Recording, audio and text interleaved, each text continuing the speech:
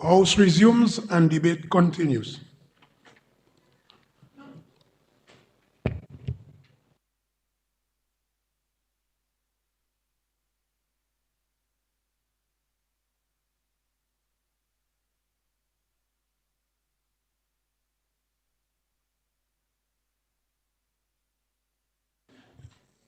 I remember some years ago when I was in the House as a member of Parliament, they closed the debate because no one was standing.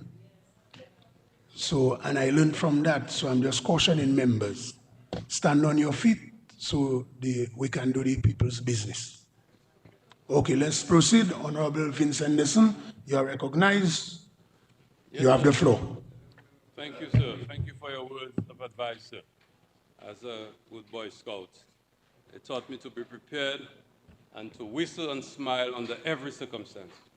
So I am smiling and I'm whistling.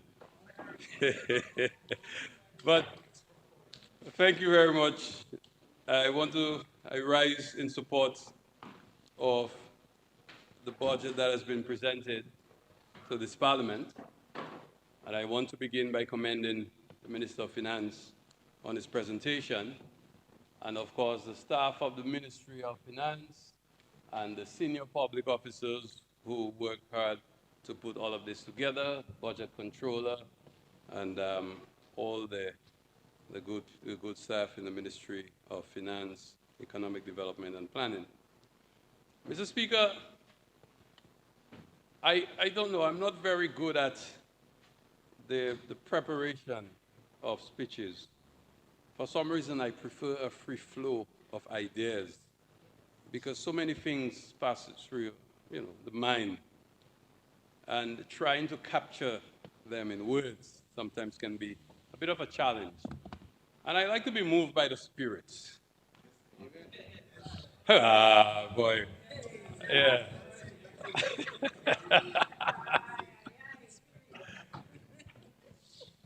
So, I am going to try. I'm going to try. But, Mr. Speaker, let me also commend I almost said leader of the opposition, but the member for Marigot on his presentation, I must say he exceeded expectations, at least mine. Knowing his normal style of presentation, I expected him to perhaps not prolong beyond 20 minutes. But he stayed, and I think you have good stamina. I wish to commend you for that. Not that I support your proposals, especially those in the latter part of your presentation. I think all women here in Dominica are well endowed and properly augmented, and therefore I don't think I would, support your proposals. But all the same, I must commend you for, staying the course. But Mr. Speaker, we really meet today, or for this sitting of Parliament, to discuss the national budget at a time when the world is going through some major changes. There are changes in the centers of power. We had moved from the fall of the Soviet Union, where we had a unipolar world, where, of course, the US was the dominant power and the only power, one could say. And the West, the countries in the West, really determined everything. And then we saw, over the last 2 decades or more, the rise even of Russia itself, becoming, once again a major power. And we are seeing the rise of India. Japan continues to hold its own. But the most dramatic shift we have seen in the last couple of decades is the rise of China. And a rise in China has sort of brought with it a sort of a multipolar world where countries are now, or at least the centers of power, are shifting. So we have the BRICS in the south. We have Brazil, Russia, India, China, and other countries, even Saudi Arabia, now becoming a major influence in power in the world. So we are seeing a shift. But also one of the things that we're noticing is that countries are now more inward-looking. Countries are now less, not very parliamentary, but they're becoming more selfish. They're more inward looking. And there is a lurch, a desperate lurch to the right. So what we see now, great anti-immigrant sentiment, lack of concern even for the environment and taking on responsibility for what those countries have done to countries like ours. And I will speak to that a little more in a while. So we're seeing the world shifting around us. And right now, with the war in Europe, as was mentioned by the Minister of Finance, we have the Russia-Ukraine war continues, unabated, and that has had significant impact on the cost of goods on the shelves. Because what this has resulted in is a disruption of supply chain, the increasing costs of shipping, and we're seeing the full impact. We're seeing the full impact. And the sanctions that have been placed on Russia has led to a reduction in the supply of oil and gas throughout the world, European countries. And now they are taking on more of the supply that we normally would get. That too continues to affect the cost of fuel. So there are a number of things happening around us. We go to the Middle East, where the conflicts there are making this place even, should I say, very worried, because with Hezbollah attacking Israel recently, so now you have the Hamas on one side, the Hezbollah on the other side in Lebanon, and what we could end up seeing is, God forbid, Iran being drawn into a war with Israel, and all the disruptions. And I'm saying this because sometimes people don't like you to talk about those things. And we always seem to narrow everything locally, and as if to say we're not affected by things globally. So you will see why I am spending time trying to explain that. Because the reality is, we are a country of 70,000 people. I don't know if the census, even if by the time it's completed, we might still lose a few, we might gain a few, but we're a pretty small base. And with 70,000 people, with an island like ours, that comes with a lot of challenges, which is reflected by the type of budget that we are debating today. So with the shift and the conflict I was saying in the Middle East, has implications even for our geothermal project. We were fortunate that last month the ship arrived, well, earlier this month, with about 22-ton size cooling fans. I mean, they were like each piece, about 22 pieces. Each of them was about 22 tons. It's huge, massive. And it came from a chartered vessel from Israel. So, you know, that had impact on the cost of shipping because more security must be provided. Moving in the Strip of Hormuz and moving throughout the Middle East and to get to Dominica, that had implications. We're expecting by December another vessel with the rest of the equipment for the construction of the plant. And that will be another chartered vessel. So we have to pray that the situation in the Middle East doesn't escalate, that it could have further implications on us. So the cost of goods and services will increase because of what's happening around us in the world. So we are really we live in a very challenging time. Some people classify it as a polycrisis of climate change, conflicts, inflation, and all of these other things that are coming to bear on small island states. So let us get home to what is happening to us. Dominica, we are ideally located in the Caribbean. But the same thing that makes us so beautiful and so ideal in our location is the same things that make it very challenging. The topography makes it expensive, more expensive to build roads, and I heard this morning comparisons of Dominica with St. Kitts and Antigua and Barbados. And the thing about those places, you don't even need an excavator to make a road, you know. You can just take a bulldozer, just roll that, and you have a road. Try to make a road to go Marigot. You see the twists, the turns, the corners, the rivers. You don't have a river in Barbados. You have a river in Barbados? When you ask, you saw a river in St. Kitts. So the truth is, we have challenges that are unique to us. The same things that make us beautiful also make it very difficult to develop. And the whole notion about these countries have been so developed for us, you should ask yourself why. Ask yourself why. It was always easier for the British to go to Barbados and develop it, to go to St. Lucia and develop. They found friendlier terrain where they could easily develop, rather than to make the hard investment decisions to develop this country. And we know the story of the how you call it, the road that goes all the way to Marigot, passing through the Transitula Road? Yeah. You know the story about how that road was built by the Labour Party in the 60s? That Libler actually, Premier Libler had to actually trick the UK to tell them he was making a farm access road. That's why it was so narrow, because they would not finance a road to connect Roseau with Marigot. So it is the same things that make Dominica so expensive. The same thing that make it so beautiful, make it so very expensive to develop. But we have been on that path. So climate change now. You see what climate change has done to us. And people don't like us to talk about it. It's convenient for them sometimes.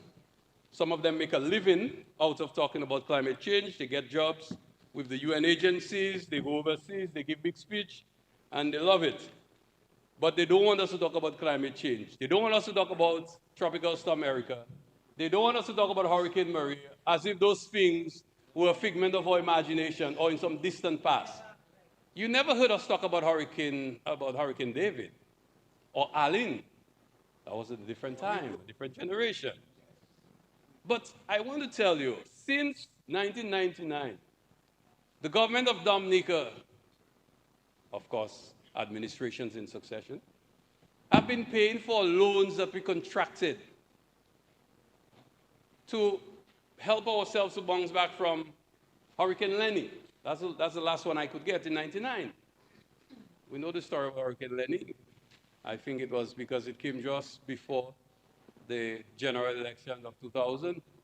And remember, there was a minister of works that said he writes so much LPO, he gets zampood. And I don't know how to say that in English. I'm not going to say that. And he also said that... So are you going to withdraw it? well, he get a little thing on his speak. Blisters. You get blisters. Yeah, he got blisters. But I say, out of principle, I'm not translating, I'll withdraw. I think we should speak Creole in the parliament, and unless we do that, I'm not going to translate. I don't translate. So, and I remember he said that there were people that get housing assistance because they're in Campbell because they get sea damage, I think, something of that sort. You know that story? Never heard that? Yeah, anyway, that's a real thing. I don't make it that up. And I wouldn't call the man name. So, you know, we are servicing loans from Hurricane Lenny. And then Omar, people forget, you remember there was Omar. In 2008, we had Omar and we still paying and check. And I'm not making this up. You can refer to the government, the debt stock, in the estimates. It's right there. All of these things are there.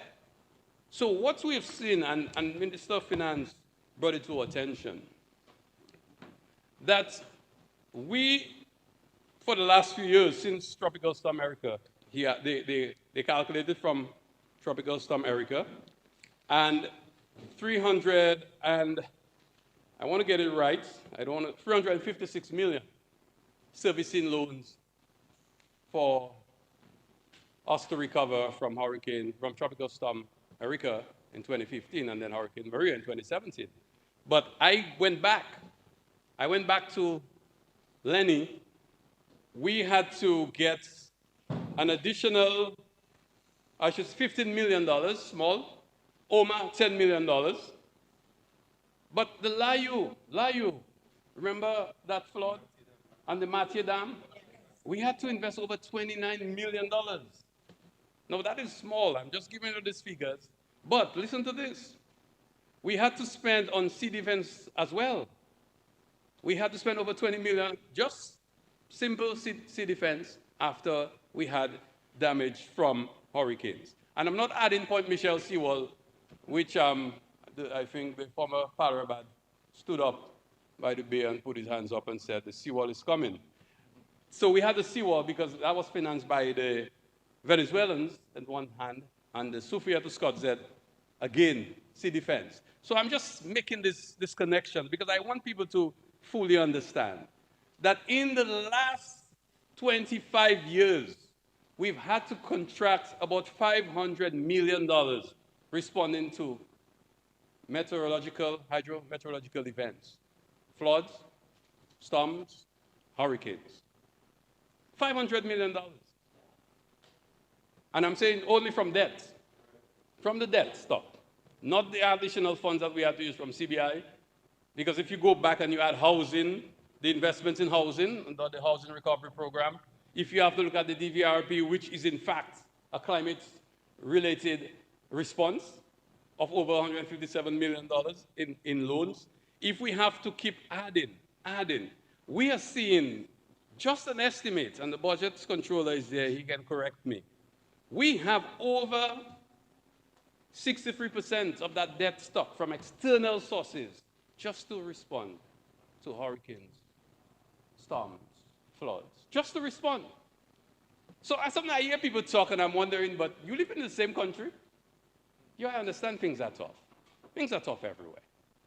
Things are tough everywhere. And I begin by saying that. I'm not in that thing. I don't argue with anybody if they tell me things tight. Things tight, for real. And we talk about, the Minister of Finance spoke about imported inflation. And some of us have to make some personal choices. Why are you not taking the stuff in the backyard garden, or why are you not buying anything by the neighbor instead of going to the supermarket and shop? So that is another conversation. But the truth is, this government, the Labour Party, Roosevelt Skerrit-led administration, we've had to carry for the last 25 years tremendous responsibilities just to respond from the impact of climate change. And then sometimes people say, oh, you're talking about, what are you talking about? The Prime Minister addressed the nation about climate change, and a fellow tell me, but what did you hear him saying there? And I had to explain to him because he didn't even realize that what is happening to us now with the more ferocious storms and hurricanes and the frequency is because of the rising temperature. And the reason of the rising temperature, by the way, a few days ago, the world recorded one of the hottest days, and we had 3 of the hottest days, back to back to back, about 17.1 degrees Celsius throughout the world, and by the way, of course, average temperatures. Some places it's winter, so average temperatures. But it was the hottest day on record. And we're seeing this impact coming to us and affecting us in a very practical way. Imagine you had $500 million. Boy, I would fix Makato and Mopo Road. I would cut a road down Fonsi to go right Petit Colibri. And when I finish, I make it one big Matutu spot. I bring everybody in Grand Bay. But these are the realities. But you have to finance that debt. You have to finance that debt. You must finance that debt. That is the number one priority. Debt servicing, as a matter of fact, it's separate from the rest, of the budget. Debt servicing, that is not an option. You haven't got a choice in that. Once the parliament has contracted that debt, you have to provide for it. $127 million this year. Debt servicing. So that is not money we take and make bowl and play politics, my friend. No. That is response to the impact of climate change. It's real. And that's why, they have a saying, Speaker, we have to come to an agreement. They have a saying, Kaki, I'd like to say that. Si kwa pa mache pa kagwasi. Right? And, okay, I withdraw it. But Mr. Speaker, we have to be out there. We have to be present. We have to let our voices be heard. And we have to go to the climate change meetings. We have to be there. We have to be present. And we have to drive home the case. Because if we're not there at the table, people will forget us. They will forget us. And this is not a joke. We have to keep hitting this thing. Because the climate injustice that we're suffering, we must talk about it loudly. And we have to get the international community to respond. They went to Copenhagen in 2009. They made promises. $100 billion a year.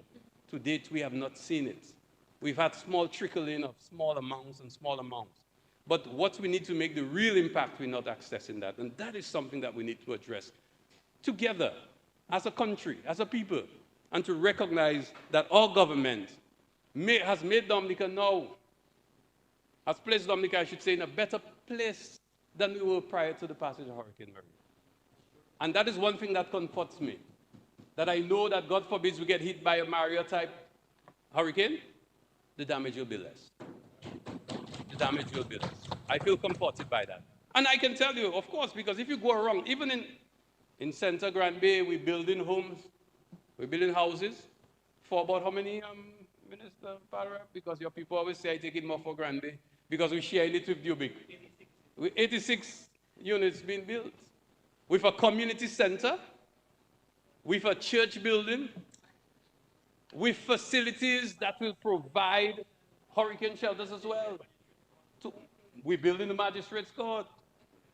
You know, we have the fire, we have, of course, also the fire service building. So all of these structures, once completed, will create safe places for people. Yeah, it is a real beautiful place. Yeah, I would like to say. I mean, no, it's pretty out there. It's pretty out there. It's pretty out there. It's pretty out there. Once you see we done and we fix, you know, it's a beautiful place. A beautiful place.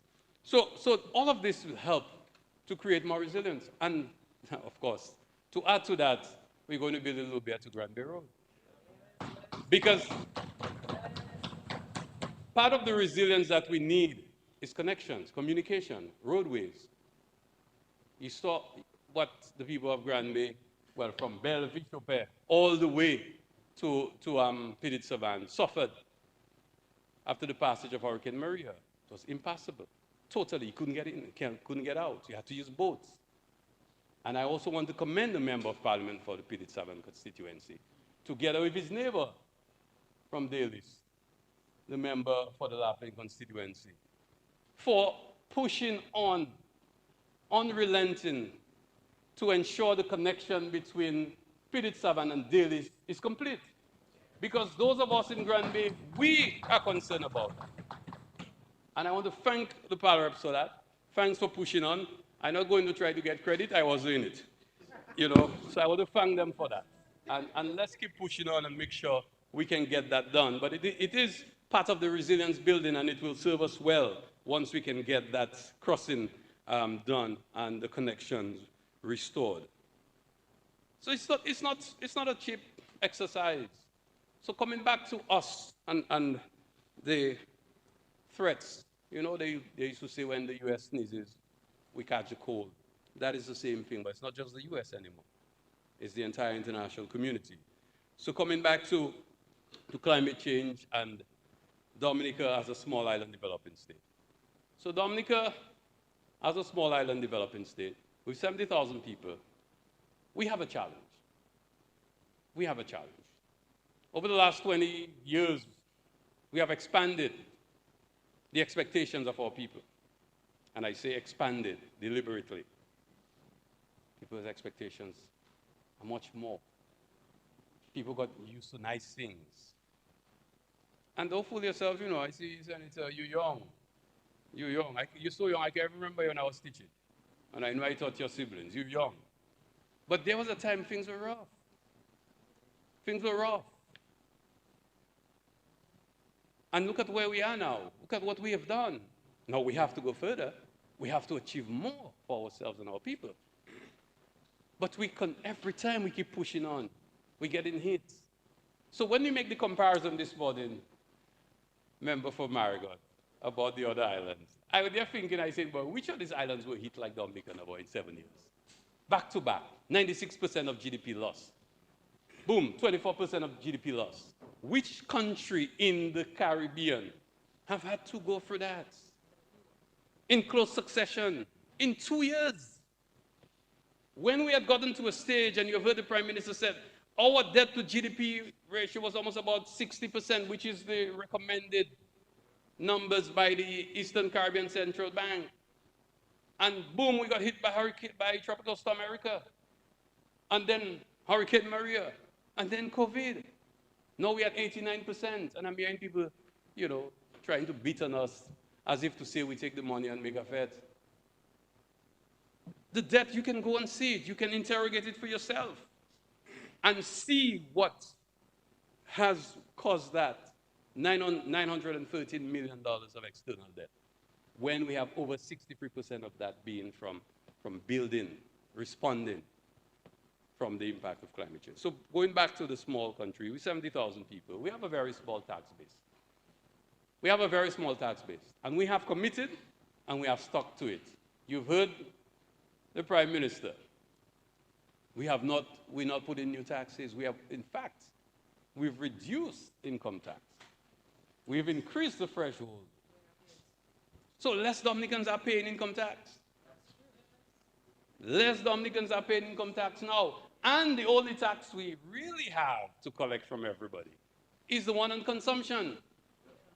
The VAT, the value added. But guess what? Guess what we've done?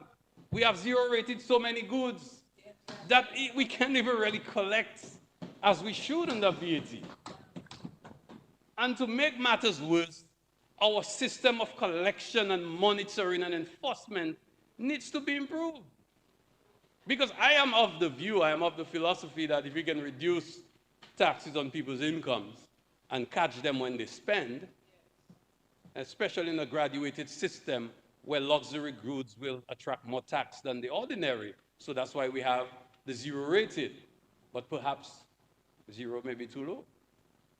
Because the state has to collect. So what we are confronted with right now is a situation where we have the same amount of people, well, maybe less, very small tax base. We've not increased the taxes of them. We have expanded the expectations.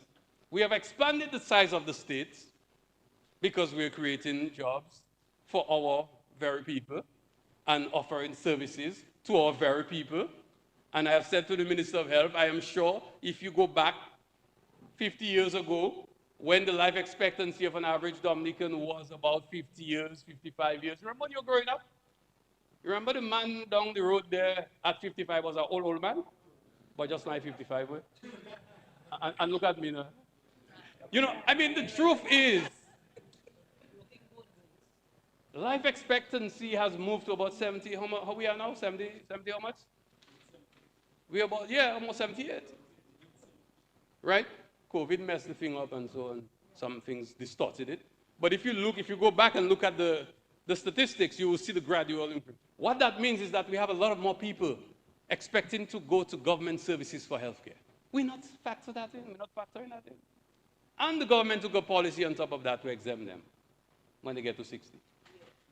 So what we are seeing is more pressure bearing on the state. Same amount of people paying taxes, same amount of taxes, but the services are expanding. So you have a couple choices. You can maybe send some people home. Yes, have I not in that? I not in that. I went through austerity in the early 2000s, and I know the damage, some of them irreparable. They were necessary at the time, but I really would not want to see that happen to us. And therefore, some decisions must be taken. And this is why the government is investing heavily in areas like tourism, and tourism featured highly. Because in spite of the reality, we can change the fortunes around. Now, some people say you should have more people. I don't buy that. I don't subscribe to that necessarily. I want more people around. Yes, a permanent population. But what we seem to forget is that the same neighbors we talk about, one of the things that's different between us and them as well is the fact that on a daily basis, there are more people on the island than we do. That may not be the permanent population. The amount of tourists that visit places like Barbados, St. Kitts, Antigua, St. Martin, that is what that drives consumption. Because when it drives consumption, it's not driving the demand for goods and services. In other words, people come to your place to visit, they spend more per person, and they don't depend on your healthcare services. They don't care on your schools. They don't have to go to your school for teacher to print more paper. Boy, grandma, they always tell me they want more. Anyway, but the demands are less. And therefore, you expand the revenue of the state. You expand your economy without increasing taxes. And this is why the investments that we're making are essential. International airports, marina, and all the other amenities. I heard we mentioned the upgrade of, oh yes, the cruise village, of course. The cruise village. Well, No, we're not using that. We're not using that word again. That name again. We build a cruise village. You know, arcade is like when you go and play little ping pong, little electronic games, little Nintendo, Super Mario thing. I don't know the new thing, so I just throw in stuff. But the truth is, we are expanding the tourism sector so that you can have more revenue. People can come into Dominic and spend. And then we can drive up, because one of the challenges, for example, we had with water, what the successive hurricanes have done to our water supply, and the investments we were forced to make, and still making. And on the other hand, we're not expanding the amount of consumers. So we must increase the thing. Because the cost continues to escalate and the revenue is not moving. And this is why, with an expanded tourism sector, we can increase consumption as well. And the same goes to electricity. Boy, my partner tell me, give me more money for geothermal. But one day I'll tell you a secret, because you're not alone. But the truth is, you want me to reach Marigot. My brother, why reaching Marigot? No, man, if I don't have more money.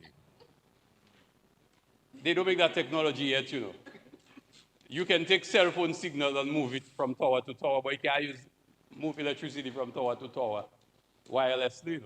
You must run wire. So look at this. We are building a 10 megawatt power plant. And Dominica's consumption, say, 18 is our peak. 18 megawatts. 18 megawatts is a small system, a very, very small system. In our neighboring islands that you mentioned again, and you mentioned them, so I'm going to use one, St. Lucia, for example. Their demand is like 70. And ours is 18. So we now need to expand. We need to expand in terms of power. Because if we're building a 20 megawatt power plant, we would get the final consumer would pay less per kilowatt hour. But it costs almost the same thing to build 10 megawatts as 20 megawatts, and therefore we cannot get the full benefit. But it is an essential investment.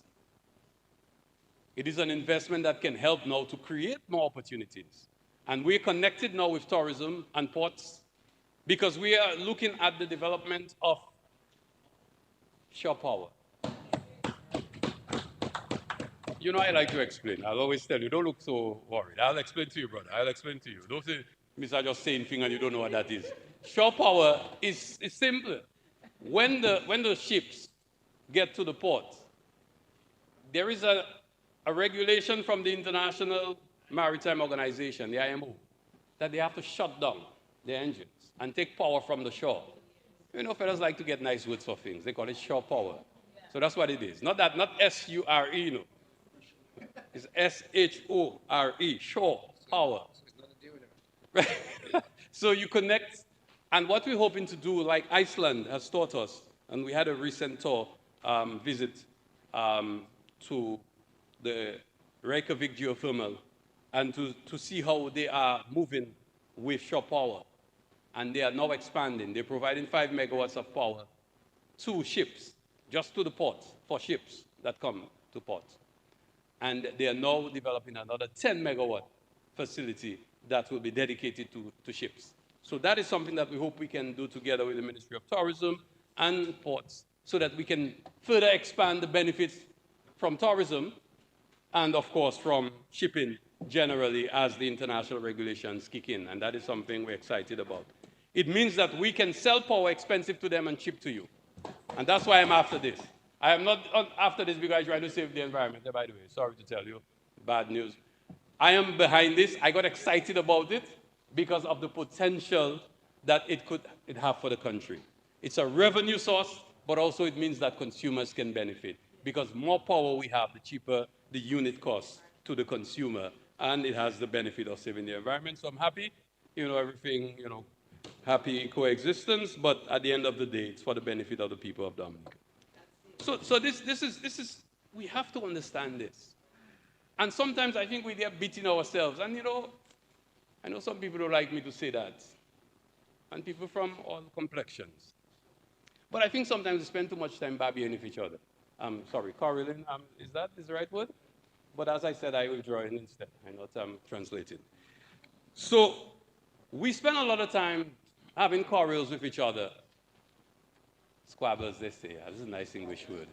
That's a nice English word. I like that. That's why I say Belmo. Yeah, that's it. So we spend a lot of time having those little arguments and over things that we cannot change when the real challenge we have is external to us. And we can only deal with the external challenges if we come together as a people and have conversations, discussions, engagements, as we had last week in the Valley and throughout Dominica in preparation for the construction of our transmission line. But, Mr. Speaker, this for me, this budget is also a very exciting one, personally, and I'm sure for the people I represent and for all Dominicans. Because for the first time we come into the Parliament to report that we actually have the construction of our power plant on the way. And that is exciting news. Because as I said to somebody recently, if you bring in 22-ton, 60 feet long devices, you're not going back, eh? You're not going back. You know? So once we have gotten to that stage of that project, I feel very comforted by the fact that this is really happening. Now, anything can happen. I'm not God. I cannot speak with certainty, but I can say to the House that things are moving in the right direction for the construction of our 10-megawatt geothermal power plant in Loda. So that is good news.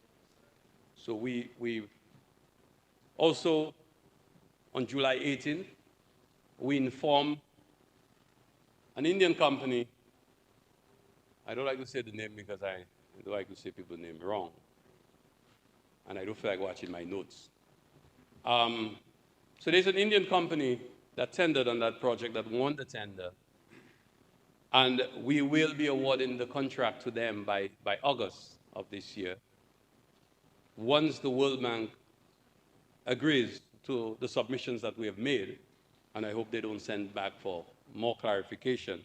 But we will be signing a contract for the construction of our transmission lines from the Roseau Valley to Fokole. And that is also great news because you remember a few months ago, we came to the Parliament to approve the contract for the loan for that project. And we are very happy to report to the Parliament as well that the Parliament approved $38.5 million US, and the lower bidder came at $38.9 million. So we're only $400,000 US short. When I say short, we have also secured those funds. And thanks to Minister of the Environment, member for the Salibia Constituency, that he went to enough of those climate change meetings that he was able to get the Global Environment Facility to agree that the $8 million that we applied for, $4 million will go to geothermal and the other 4 will go to some other projects. So we're very happy about that, and we're looking forward to the construction of the transmission system. We've also, earlier this year, as I informed the Parliament, we signed the agreement for the construction of our battery energy. 23 more minutes. Thank you, Mr. Speaker. And as I said, I'm trying to be a Boy Scout again, and I will try to fit in within the time given. So, Mr. Speaker, that project will, as I said, and I think it's important to repeat, sorry, you have to hear it again, but there's somebody who might be following us on the radio or wherever, and they may not have known this. So we're building a 6 megawatt hour battery storage system in Fokole to be integrated into Domlec system. What this will do is that it will allow us, or allow Domlec to shut down some of its diesel generators, and this will become the backup power that they need. The way the system works is that Domlec is required to have one generator spinning, even if it's not providing power. So in the event that any of the other generators on the network goes down, this one will kick in quickly. It is something that they call spinning reserves, but it has to work all the time, 24/7. So which means that it is consuming diesel all the time that we are paying for, but we're not using, but it is there as a guarantee for us. So it is part of the cost of electricity. Once we shut it down, it means that we won't be consuming diesel without making use of the power. And we hope that it will have a very small impact on the tariff, but we would expect that to be passed on to the consumers. That is being financed by the United Arab Emirates. I know every time people hear that, people don't even know where that is, but they know where Dubai is. So, and Abu Dhabi, their capital is Abu Dhabi. So the United Arab Emirates gave us a grant some years ago, $5 million US, and that is where the financing for that will be coming from. Mr. Speaker, I want to move on to some other things that I think that are worth mentioning. And I am moving all over the place, but I hope at least I will not lose the audience, because I really want to convey a message, and the chief message is that we have to accept the reality of the world as it is first, and then do something about it to make our lot better. And that is the theme. That is the theme. Because we've seen, and I spoke earlier about the desperate lurch to the right that we're seeing throughout the world, and especially in capitals of centers of power. The United States, United Kingdom has gone back to labor, but there is still that tendency to have the strong anti-immigrant sentiments. They still have the tendency to be very inward-looking because of their own challenges. It's not because they're bad people, but they're trying to protect themselves. And these have implications for us, for our programs, our citizenship by investment, for example. And we have to be mindful of that. So whatever we do, we have to do it in a manner that will not give them what they need to cause us more pain. So, Mr. Speaker, I really still feel very, very optimistic, very hopeful. And I've seen something that the Minister of Agriculture forecasted and told me several months ago. We found ourselves, when I say we, I'm talking on Dexia, as it's my responsibility. Dexia found itself earlier this year in a very difficult position, where we gave the commitment in the budget last year to pursue a number of initiatives. And one was to get out there and get more markets and to set up depots and to do some great stuff. We did go. We went out there together with the Ministry of Agriculture. We formed a team together. We went out. And the alarming thing for us then was that production had gone down so low in the agricultural sector. When I say so low, not enough to meet the export and local, but enough to do enough of the export in the traditional markets, the markets that we have in Guadeloupe, in St. Martin, in Antigua. So we had product for them, but we could not expand because we did not have the kind of production that the minister, I know, have been pushing to achieve in order to meet our target of 700 million by 2030. And we went out and came back and decided, you know what, we need to continue to keep those relationships. And as he said, that by the summer, you will have so much plantain, you will not know what to do with it. So that was one crop, and he was very correct. And we found ourselves in Dexia having to buy more plantains in 3 months than we ever bought before. So we were able to buy 158,000 pounds of plantain in May, June, and July, so far. And that number will increase, because the minister told me that is not enough to satisfy the demand, so we keep buying. We have done a few things based on the advice from the Minister of Agriculture. We have informed, improved our system of informing farmers. We are moving away from inviting farmers to bring to us and say, once you have the product, you have the produce, just come, we'll buy it. because of the facility that was created at Dexia, with funds from the Ministry of Agriculture to ensure that we can procure fresh produce from farmers. This experience for us has given us some more impetus to finalize contracts with farmers to ensure that they will produce for us. And there are a few little wrinkles that we need to iron out. And I'm sure that we'll be able, in very quick succession, be able to finalize those arrangements with farmers so that we can give a boost to the sector, as the Minister of Agriculture has been aggressively moving in supporting farmers, encouraging them to plant what we know we need to plant, because they have a very detailed plan, and I'm very encouraged by that. So I'm very excited, and we will be doing more outreach. We will be working more on our relationships, and I'm speaking to our Dominicans, especially outside of Dominica. We're looking forward to you working with us. We have approached a number of Dominicans who have outlets for fresh produce in Tortola, Antigua, St. Martin, and we will continue to work with them to ensure, in St. Kitts as well, forget St. Kitts, to ensure that we can have those outlets for Dominican produce. But Mr. Speaker, one of the things we really want to work on this fiscal year is something that we've spoken about quite a lot: the Nature Island brand. And I believe that Nature Island brand is something that we must stop talking about and really get down to defining it in very real terms, so that a Dominica Nature Island seal will say something to consumers.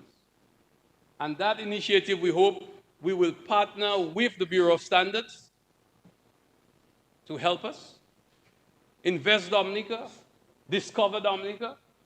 And I sort of like the logo that they have from Discover Dominica.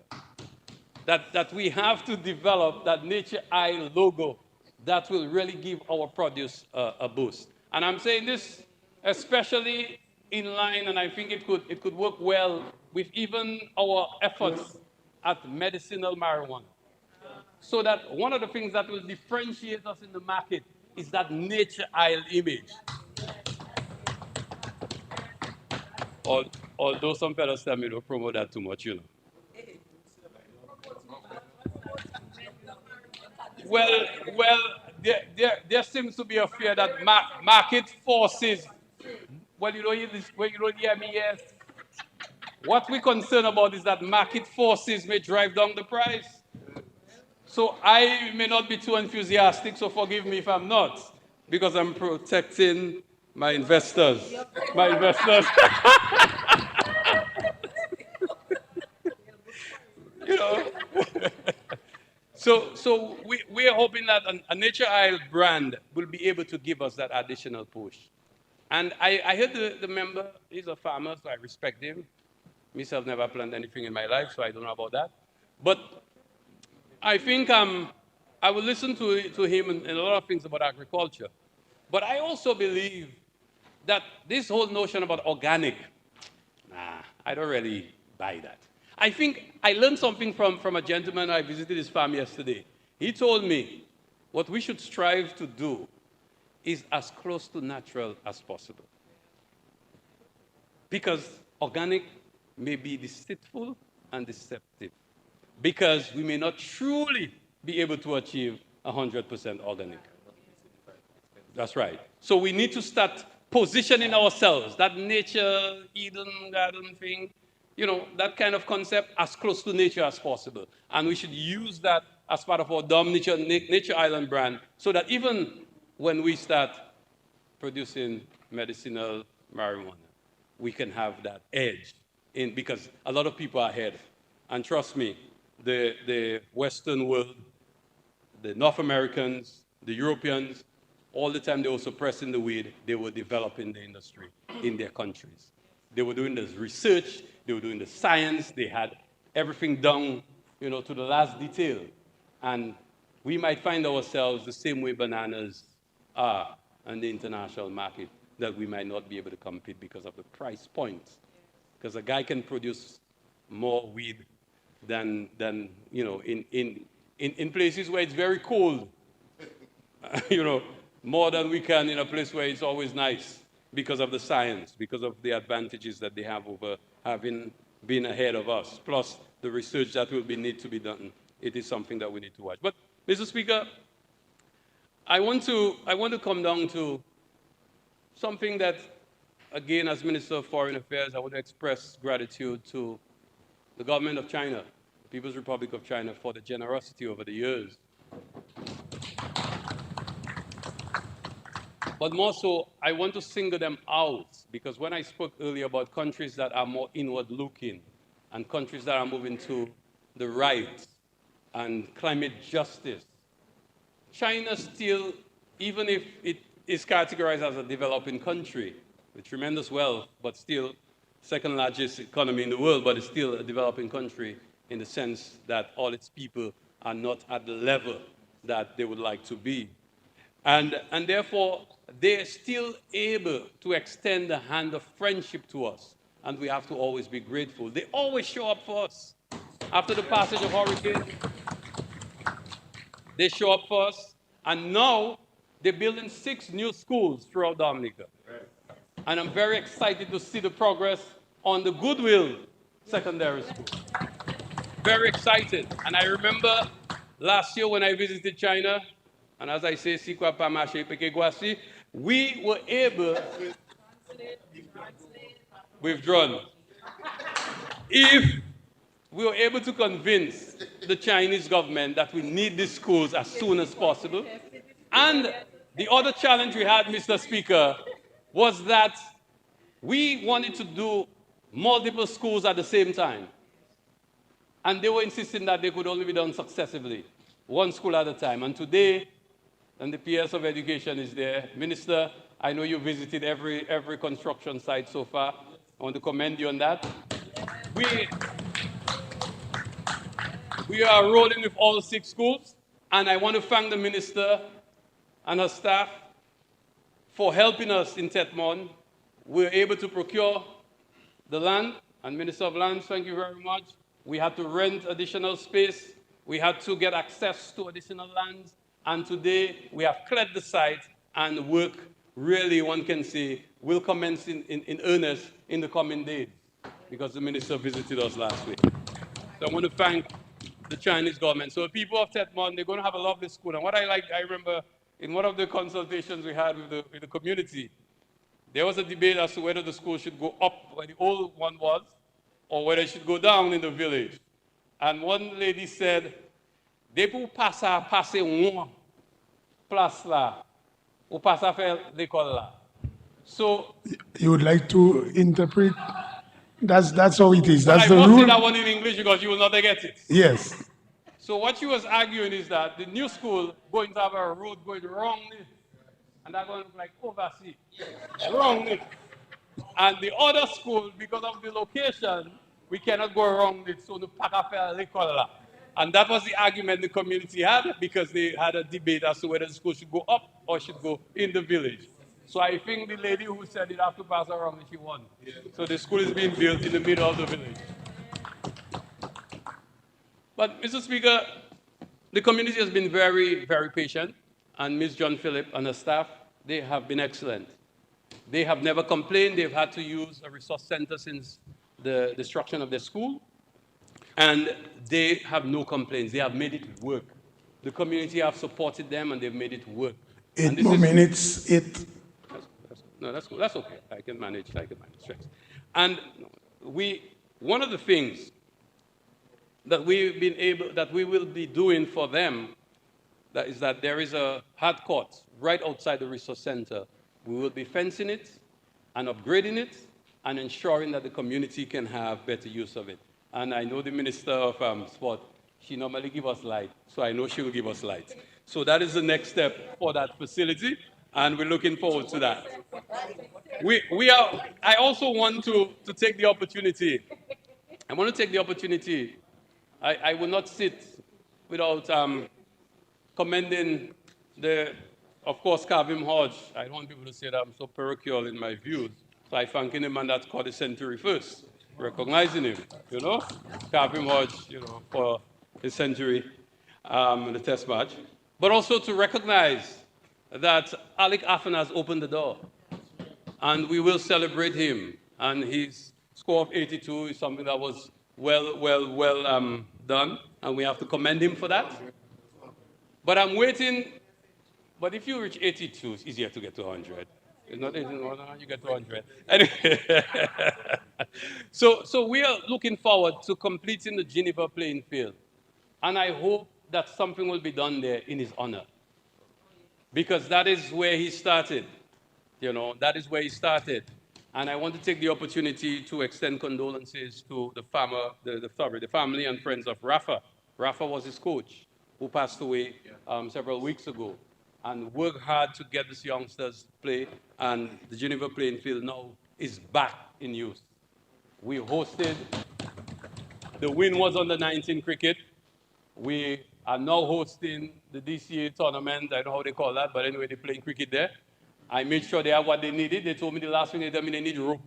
I go and get rope for them, for the boundary. So we have done everything we can. We've just ordered a new lawnmower because the last time our lawnmower broke, I went wrong Dominic asking everybody that playing field to lend me the lawnmower. They never lent to me, so I buy a new one.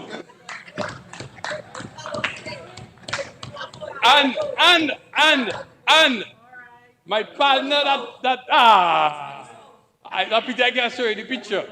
My partner Itai, when Itai go and sit down on his lawnmower, not the little thing he had there making circles, he sit down on it and have a special automatic thing that picking up grass.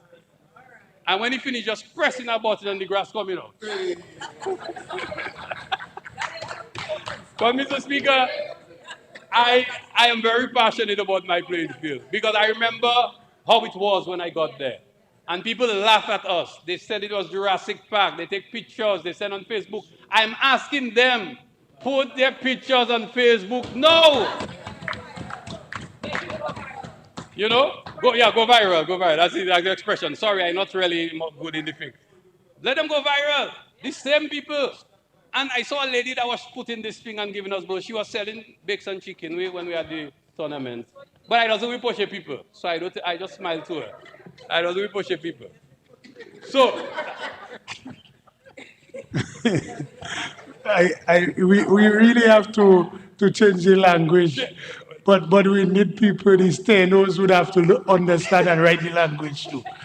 But you have to interpret. We push it. I withdraw. Okay. The lady is a nice lady. I'm not telling her anything. Okay, we push it, we approach. Let's show. But Mr. Speaker, so we're doing well, and I want to thank Armour Thomas, Teacher Willie, my partner Itai, Jeremy Isaac, they call Shadow, my good partners. That's my reliable crew. They volunteer on a Saturday. They used to push. All I had to do was give them a little broth and, a little thing, and, we're good. We do our work. We repair the washrooms. We do a lot of stuff. We are now going to construct a new washroom. We'll help ourselves, Minister, but we'll welcome your assistance. We are also looking at setting up our own stands. But so far, the Ministry of Sports, I think they are short of 2 stands from the stadium. I hear they're looking for them. But, Mr. Speaker, we will continue to provide an excellent facility that can promote especially cricket throughout the country so that it can be utilized. Another point that I want to raise and to thank some of the volunteers. The farmers in Makaton, Mopo. There's a gentleman, boy, Mr. to give me talk here, boy. He came to me in Mopo. His farm is in Mopo. And he said to me that, boy, Minister, the only thing I need is for you to give us materials, we'll fix the road. But I told him, let's go see the road. We went there. When I saw the road, I said, no, I wouldn't do that to you. I will do everything that I possibly can to get that road done. I will not say everything here in this Parliament Assembly because my colleagues know the things that I had to do to get it done. But I want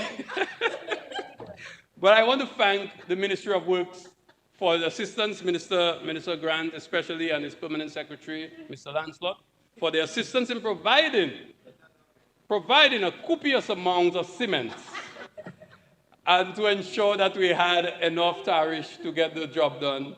And we want to continue but we have done the worst part of that road, and the farmers are relieved, but we know we have to go higher up and do some grading to ensure that it can stand for the time until we can reach all the way to the top. And I know that the Minister of Agriculture is going to provide us with some support this fiscal year. And we're hoping that we can do the same on the Mercator side. With some support from the government of China, we're able to do piece of the Mercator side as well, and the farmers are relieved. But the intention is to just get the entire road done to the end, so that farmers can more easily go to their farms and just drive to their farms and be more productive. So we want to do that. And the farmers in Dalfonsi I mentioned earlier, is a place that we really have to look at. And I know I've spoken to the Prime Minister about it, and he's indicated that some support will be provided to the farmers in that area. But I believe that this could be a possible connection to the south of the island, moving all the way to Petit Coulibaly at the back to ensure that we can make that loop, again, part of our resilience building effort, and opening more land for more production of agriculture, and also with potential for tourism. So, Mr. Speaker, I want to end as I started, and to really take the opportunity 2 more minutes. to give my support to this budget. Very difficult budget in the circumstances, difficult times. But I think in the circumstances, we've done an excellent job putting this together. There's a lot of work to be done to make all of this happen, because these are challenging times. These are challenging times. Anybody who try to pretend it isn't, may want to think again. These are challenging times. But what we have always done is that we've done well in very challenging times. I think when we're tested, we always rise to the occasion. And I think this year's budget will prove that the Labour Party is still the best choice for Dominica, and that we will still make it happen, because we have survived tougher times. But there are great opportunities in this budget, and I'm anxious to see them unfold. I, too, will double my efforts. The Ministry of Trade staff, I've put them on notice that they have to do more than they normally do, because the orientation and expectations from them are different. Now they have to do more. They have to do more. They are now collaborating more with Dexia. I want to see us developing more ideas, do the research, and be able to provide support to Invest Dominica, to small business, and to look at opportunities that exist in the economy, and especially those with potential for trade. And this is why we believe that in small business, we need to focus on developing some small businesses to get them to the stage where they can truly become exporters of Dominican produce. But, and that Nature Island brand. But boy, it's a good thing I just scrolled. I almost forgot my NEP people, boy. These are the best people anywhere I've met you. I have some reliable NEP people there. And I'm telling you, these are not just words of, these are people who are reliable. We need to clean by the school there. School opening, we have to clean it. Playing field, we have to, they're there. Road, I brought them all the way to farm roads to help us. Time up. So I want to thank Leandra and Cleo and their teams for always being there and ensuring that the community of Grand Bay, Tetmon, Mountain, and Grand Coulibaly are always very pristine. Thank you.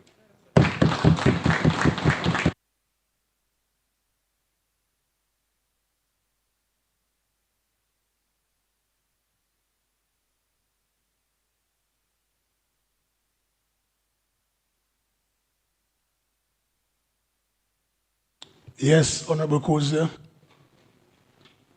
you have the floor. Yeah, thank you very much, Mr. Speaker.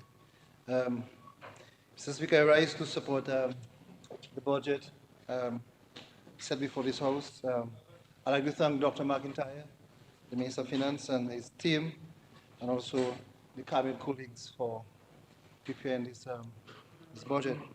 Really and truly, we are indeed, from what I gathered from the Minister of Finance's speech last week, that we're really building a dynamic Dominica, a resilient country, and we are doing so by creating very robust and very strong frameworks and policies.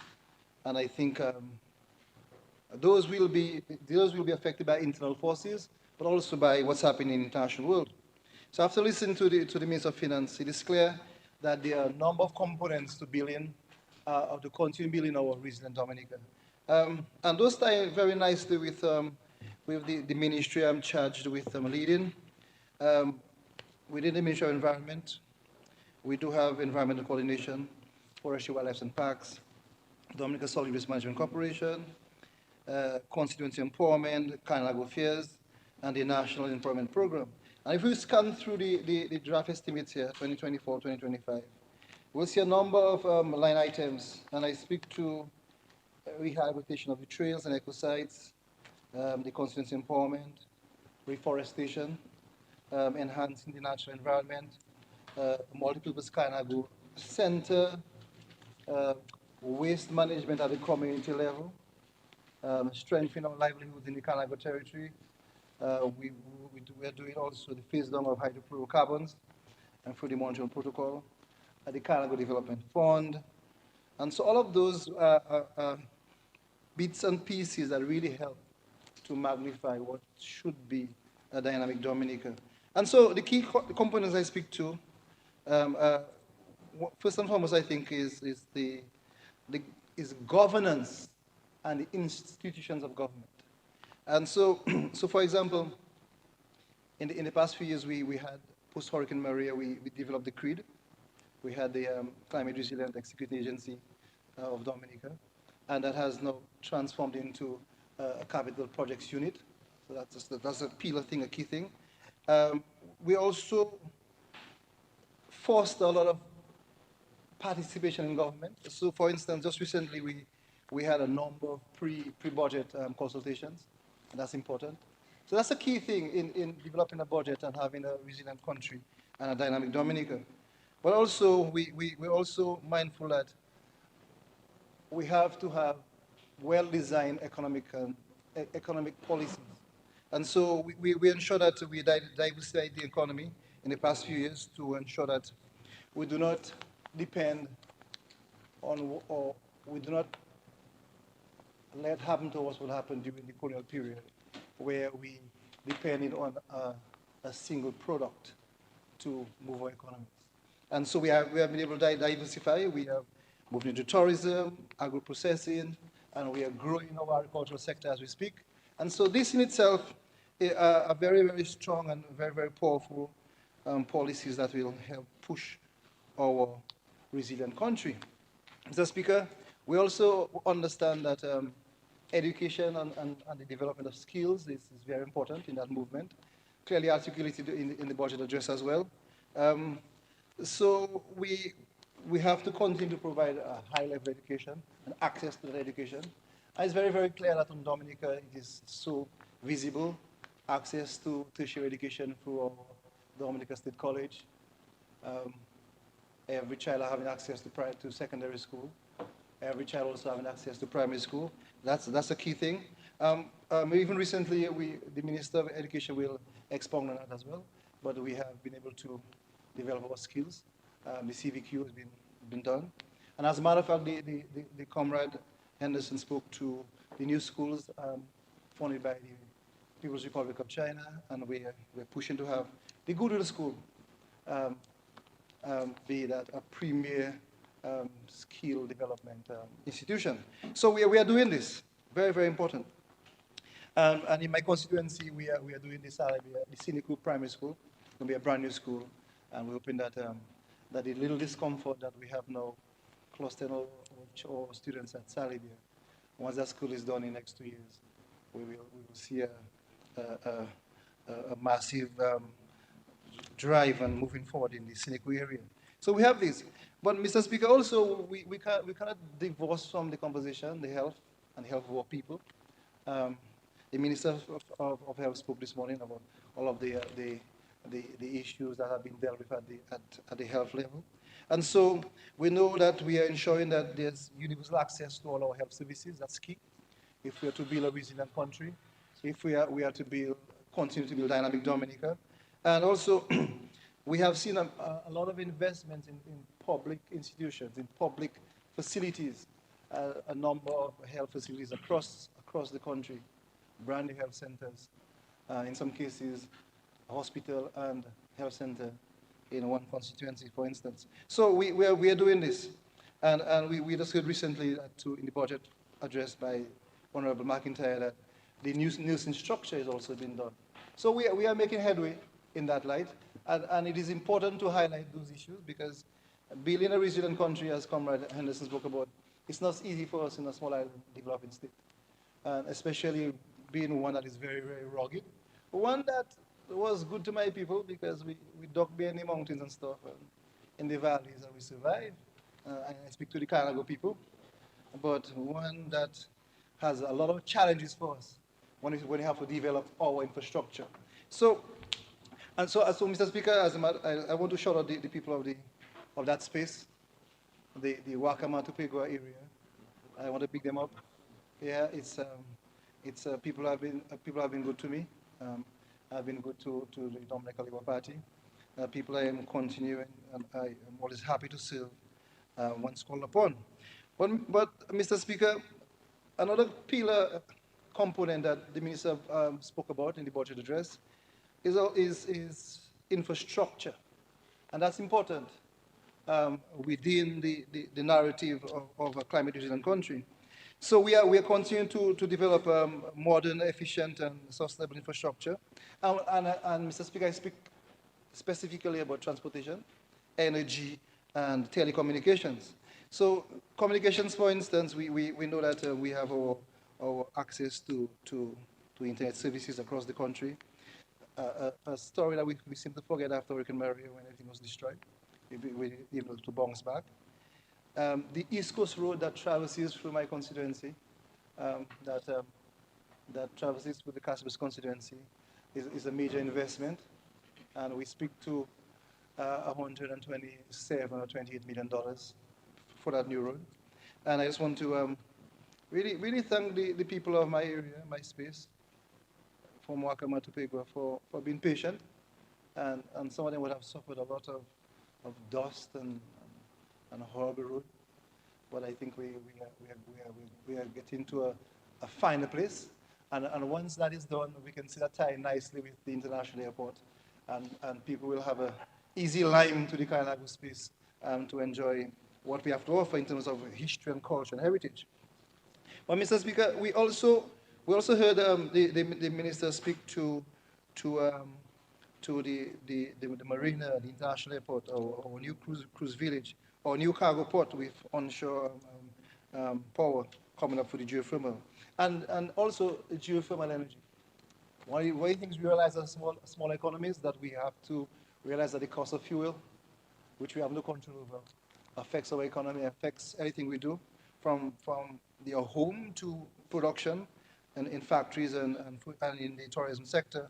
And so we're happy that we could have those kind of infrastructure that will positively affect our resilient agenda. Mr. Speaker, what is also important in the infrastructure development is a level of equity across our wonderful island. And so for instance, we see that a very narrow gap between the rural and the urban areas. And so if you go to any community today, they will have the nice homes and the good roads like anywhere else. And so since we've been pushing our resilient agenda and dynamic Dominica, we've been able to how we say it? We say we're narrowing the disparity between urban and rural areas. But in so doing, we're also doing the Roseau development.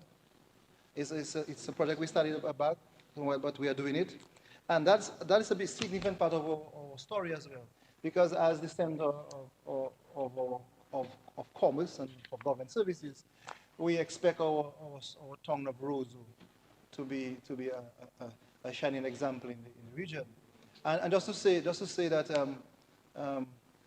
Roseau has a long story. It was called Syrie back in the days. Yeah, there was a massive carry where the Catholic Church had everything now. It was a cargo settlement. Them French fellas used to come and cut wood to fix their boat and thing. Um, and when they see all the Wozu on the river, they say, boy, that's the we call it Wozu. Yeah, and then over time it changed and there was the river was going right through the town. Um, that's why there's still waterlogging Wozu. We carry it go underground because. And there's a myth behind that we moved the river back in the days. We had the poor the ancestors to move a river. Anyway, but so we are moving in that direction, and so infrastructural development is very, very, very important in building a resilient country. And but the minister for trade also spoke to um, the road that leads from Rubier to Bagatelle. Or I think it's called in the old days the Grand Bay Road. That was it. Yeah. So we're doing that as well. And these are massive investments. I think the contracts have already been signed and we are ready to roll. And I think it's going to be another major investment that will give us access to a wonderful part of the island. Because I don't know if you know, Mr. Speaker, that the first settlers who came to our island from Matnik, they come down Grand Bay. They come down Berwick or Grand Bay there. The Iraka Cross and thing. We've been that done a couple of times. It's a long story. So the Grand Bay community has had this very strong militancy as well, but it has a story that starts with Kalinago people, indigenous people moving forward. And so, Mr. Speaker, we are ensuring that in the budget this year that we could do much more of those infrastructural work, and that we can have the resiliency cemented in our buildings across our land space. Mr. Speaker, so we speak to new health facilities, new schools. We're now speaking to the new tourism product, Nature Island brand, and that for sure has a selling point because we are uniquely placed to have that positive impact on our economy. Mr. Speaker, but one of the key things we have done in the past year and in the past few years under the Dominican Labour Party government is the social policies we put in place. And sometimes we take it for granted because these are things that we cannot easily see. We could see a bridge, we could see an airport, we could see a road, we could see houses, but the social interventions are things that you cannot really see. And so, Mr. Speaker, I speak to, we have social safety net programs for the most vulnerable of our state, or citizenry. People who had a hard time. And so there are people who get a non-pensionable allowance, a little thing. But we may consider a little thing, but it's for a retiree, as we say, somebody beyond the age of 60, who is not working and who has to survive. Who does take a little dignity and have a little change in my pocket? It's my money. I think that is so important. So in terms of how we see that, it's not something we see visibly, but it's something that is entrenched and is deep, and I think the people are so happy to have those sort of interventions. And not only that, Mr. Speaker, the older folks, we also have allowances that get down to children. We assist with school transfer grants. We make sure that our children look sharp with new uniforms. They're well equipped with textbooks. And just a little back to the elderly folks. We have a wonderful program called Yes We Care program that deals with the elderly folks in a very humane way. And these are things that we have to celebrate, Mr. Speaker. We have to celebrate them because they bring a level of dignity. So even if we're in a small state, surviving tough economic times, but that the people can live with some dignity. So, Mr. Speaker, we have a lot of those social policies that, as the Labour Party government, we have done and we will continue to do. And as if you listen to the Minister of Finance, you see that we are continuing those programs. throughout our country. Mr. Speaker, we have been able to connect on the international level, because as a small island state, we can't build a dynamic Dominica or resident country without help from others. And in so doing, we have built strong diplomatic and economic relationships with countries like the People's Republic of China, the Bolivarian Republic of Venezuela, the Republic of Cuba.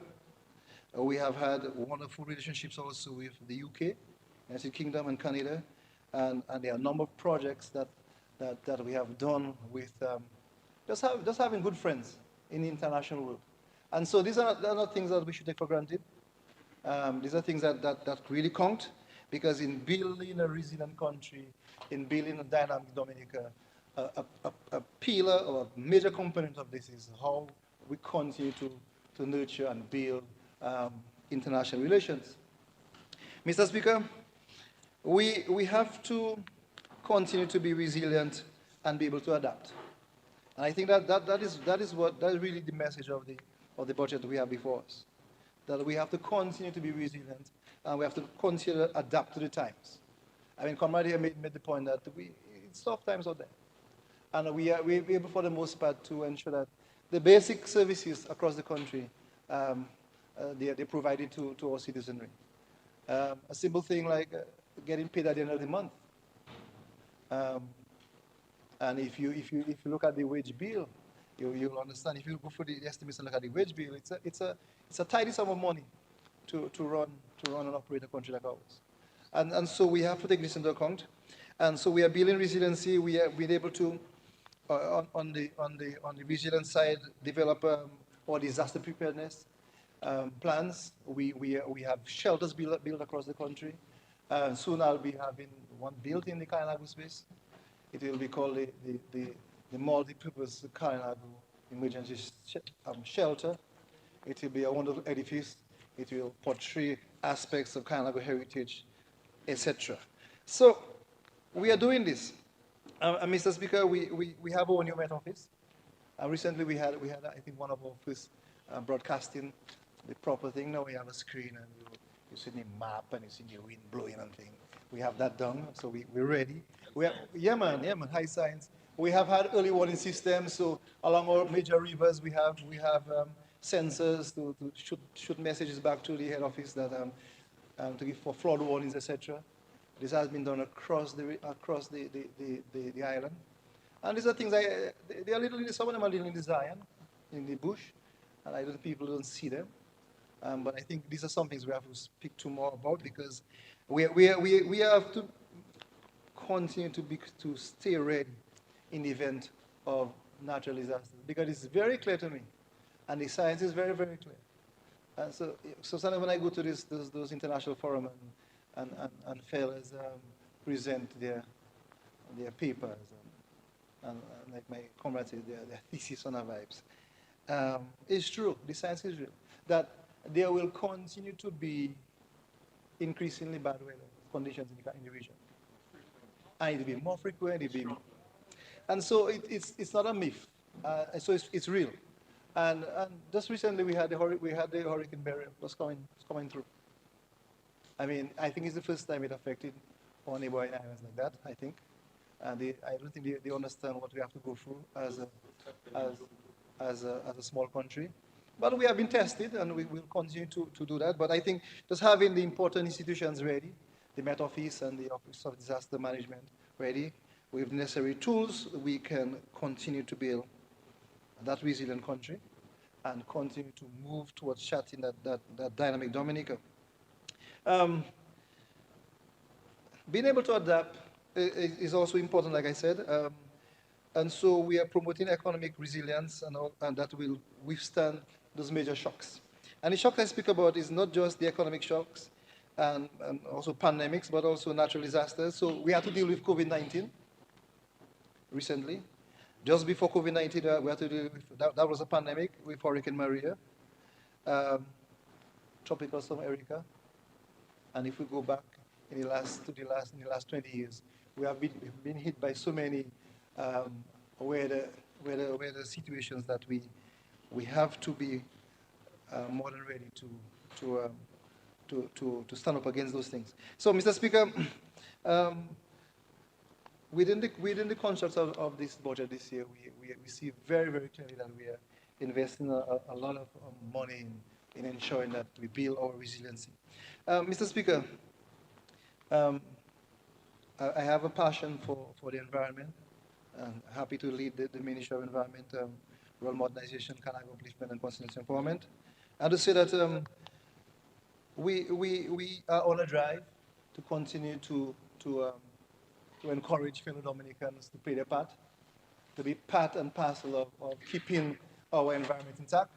And so it is important that we look at Nature Island as not just a brand to speak about just because it's nature by itself, but to play our part in ensuring that we do ensure that that natural space can stay intact for future generations. So it's not cliche. So you say it a lot, you say, oh, we have a pristine country, it's a tapestry of nature from the turf to the surf, from the mountain tops to the coral reefs. We have to be able to ensure that they are protected. But I think we have to do a little more. We have to do a little more. And so those basic areas within the presentation of Comrade McIntyre, I think they are the important components. So briefly, Mr. Speaker, I will speak a little bit on the environment, and I think I just want to challenge us in this room and those who can listen, or those who will listen, that I think the budget allocation for the Ministry of Environment is well placed. I think it's in tune with what we want to do at the ministerial level. And so, like we say in some of those major conferences, we stand at a crucial sort of crossroad. And then because our choices today will affect what will happen down the road. So, because we know that the environment itself is very delicate. But the environment has a way of taking care of itself. If you look at Hurricane Maria, it ran through the country, it did havoc, but nature popped back up. The troublesome thing is that how resilient can we be as people to play our part? Because I suspect nature can take care of itself. Nature will do its thing. The trees will grow back, it'll have a few carpi on them, vines. There'll be some dead wood, they'll fall over, they'll rot, they will become fertilizer for the next set of thing. In some instances, nature, fire takes care of nature. It burns down what is not necessary and it sprouts back up.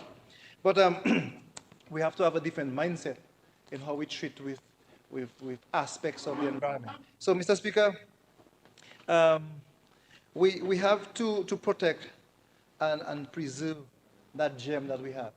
And to say it again, maybe for the 10th time since I've been at Parliament, that gem we have as Nature Island is one that was gifted to us by the Kanaga warriors, held strong by the Negmao, and continue to be pushed forward with the modern Creole society we're part of.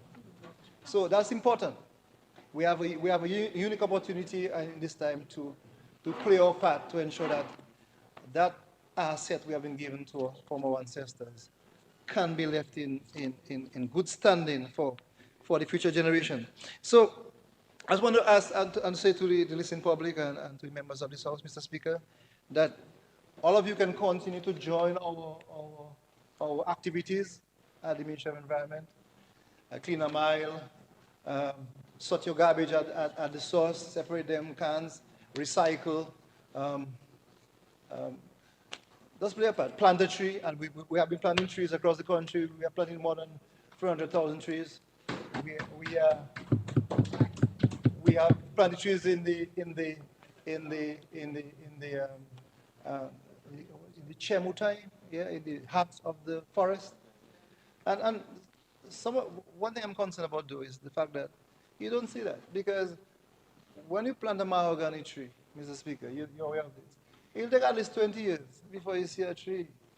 And so it's not like building a house or a school. It's a serious thing. And we have serious guys at the Division of Forestry who go out there every day, who hike the Zion, who walk the bush, through the Zeb Kuto, and plant those trees. And they're planting on those trees in the watershed areas, so we can continue to have our nice spring water for the farmers, because forestry is the mother of agriculture, Mr. Speaker. Yeah, you said Zeb Kuto. Yeah, that is razor grass. Yeah, razor grass. Yeah. Yeah, so I know the Minister of Agriculture has a lot of wonderful projects to be doing. He'll speak about it. Honorable McIntyre highlighted a few of them earlier on in his address last week. But forestry is the mother of agriculture. If we don't have land, we don't prepare the land and we don't protect the land, and we have nothing to farm. Yeah, and especially in Dominica, where we have limited flatlands and we have a lot of cliffs. I want to say the Creole thing, the Cayenne and valleys, but yeah, mountains and cliffs. So we've been doing that, and we've been able to plant also trees along the rivers, and to be able to plant what we call in the science of environment nature-based solutions, where you plant vetiver on the cliffs, you plant trees with strong roots, but that's a recent example. We had World Environment Day on June 22nd. We went down to Kulibistri, but a nice affair. Members on the other side were there. We planted trees, and burial came. Took it away. So it means that, but we're not daunted by that, Mr. Speaker. We're not daunted. This is the work we have to do, because we are aware that nature has a way of doing its bit, but we have to continue to push as a country to ensure that we have a wonderful place. Mr. Speaker, I just say, as a little tourism piece there, that Dominica is really a remarkable place. I mean, no wonder when the kind of people came on their canoes and they see that thing. Yeah. They say, yeah, tall is about it. Yeah, mamselle nice. Yeah, mamselle nice. So, but within that wonderful space, we have so many small ecosystems, and it is so important, because the budget is presented also is a series of ecosystems as well, with health and education and tourism, all of that. So seemingly, if we think of environment, if we think of Dominica, we can think of how we can treat with the budget. So just on Lake Dominica, we have 7 different vegetational states. We have littoral woodlands on the east, we have dry on the west, we have mountain forests, we have the rainforest, all of that. So in the very same way, Mr. Speaker, this is how we have to treat the budget, because every item within that budget here is of serious relevance. And I will go back again to say that it is relevant in building a first climate resilient country. It is relevant for building a dynamic Dominica and building powerful, strong people. Mr. Speaker, so we have towering mountains. We've been able to do some work here. But also we know there's a lot of work being done on the surf, which is our extension into the sea. So we're talking from turf to surf, from the land down to the surf. We have had work done, serious work, Mr. Speaker, by the Unity Blue Economy. Honorable Julian Defoe demarcated our sperm whale reserve. A massive thing for us. I don't think we talk about it enough. And because we have more than 200 sperm whale lives in our water just out there, this is a serious source of income. It has been for many years for a few people. We need to expand on this. And so we realize that whatever happens on the ground will definitely affect what happens in the surf. And so in recent time, we have seen some bleaching of corals because of use of chemicals. But this is the work that we have to continue doing, and we have to continue to play our part. I think the onus is on every fellow Dominican to really participate in that venture. Because I see when I travel the country, I see a lot of unsavory practices. A fellow driving in a car, toss a bottle out of the window. People are having some meal in a box, they toss it out of the window. The garbage cans are filled, the people dump stuff on the side of the garbage cans. Things that should not leave a village at all, like a lap of fig, banana peeling, for instance. Will end up in the landfill. There'll be some chicken bone. So some of those things can be managed at the home. And so we have a unique opportunity now in 2024 to really just instill that. Because, Mr. Speaker, When I said earlier on to join the activities, we have been working with the schools. I mean, and these young people are just so brilliant. They have partnered with us. They've been collecting plastic bottles. They've been recycling. And sometimes I feel, I used to be a teacher sometime for about 20 years in my life. I feel like I want to go back to the classroom because I find the young people, the children, they can absorb those good practices so easily. When some of us are around this room and listening now who are hard back man and woman, we can't understand a simple thing like that. Just manage the garbage from your home. Don't toss it from the window. Don't burn something in the backyard. And so we have to go back to the old ways. And the old ways I speak to is one of, I, I, I, I, it's dear to my heart because it's a thing my grandmother used to do in the backyard. A little pit, put some of the biodegradable stuff, and then become a compost and she would use it. The glass bottles, and then we take it to collect water or make a vase with it. And so these are things that seem to be ancient practices, old practices, but the things that we need to do now because recycling is a very important thing. So within the Solid Waste Management Corporation, which I'm happy to lead there and to help, we have been doing a lot of work. We have outside support from the OECS, from the Norwegian government. We've been able to assist some communities with garbage bins, the Tonga rules with garbage bins, the apartment blocks across the country with garbage bins, just to get people involved. But I just want to zero in back to young people. The children are so excited to go around collect stuff. Why can't we, as the men and women, or the big men and women in the community, play our part? So it's an important thing that we have to continue to do. We'll continue to push, Mr. Speaker. I think it is so important to do that because we may not have an HR island if we do not honor those practices. And I think they are easy things to do. Like we say sometimes, they are low-hanging fruit. Although sometimes the low-hanging fruit may not be the best fruit. Everybody touching that and all kind of thing. But these are easy things to do, very easy things to do. And we can all play our part in doing that. So we can transform our environment, I think, to one that has to be, that is not of exploitation of the environment, but one of what I would like to call stewardship, that we have to ensure that we can do this. And so in the very same way, that's how we have to treat the budget, that we are stewards of that piece of document. I heard it said in this room a couple of times that it's looking nice on paper. I heard that. But yeah, it has to be recorded on paper. That's how you start doing stuff. You have to rationalize your thoughts and lay it down, and then you scrutinize it and you move forward. So we have to take some time to go through this, because I think in the budget it really appeals to a number of key pillars or key components that will make us resilient and will honor the massive drive. And we should not forget that after Hurricane Maria, the Prime Minister went out to the world in his wet shoes and stuff and said we were going to do a climate resilient country. The funds for that wasn't always forthcoming, but we were able to do that. I think we have to honor that first move, and I think it's on us. So, Mr. Speaker, education, it appears to me, not just about this budget, but on environmental protection is key. Education. And we at the Ministry of Environment have been out there doing the work. I think we can do some more. We should do some more. I think in the very same way that tourism is everybody's business, I suspect environment is everybody's business.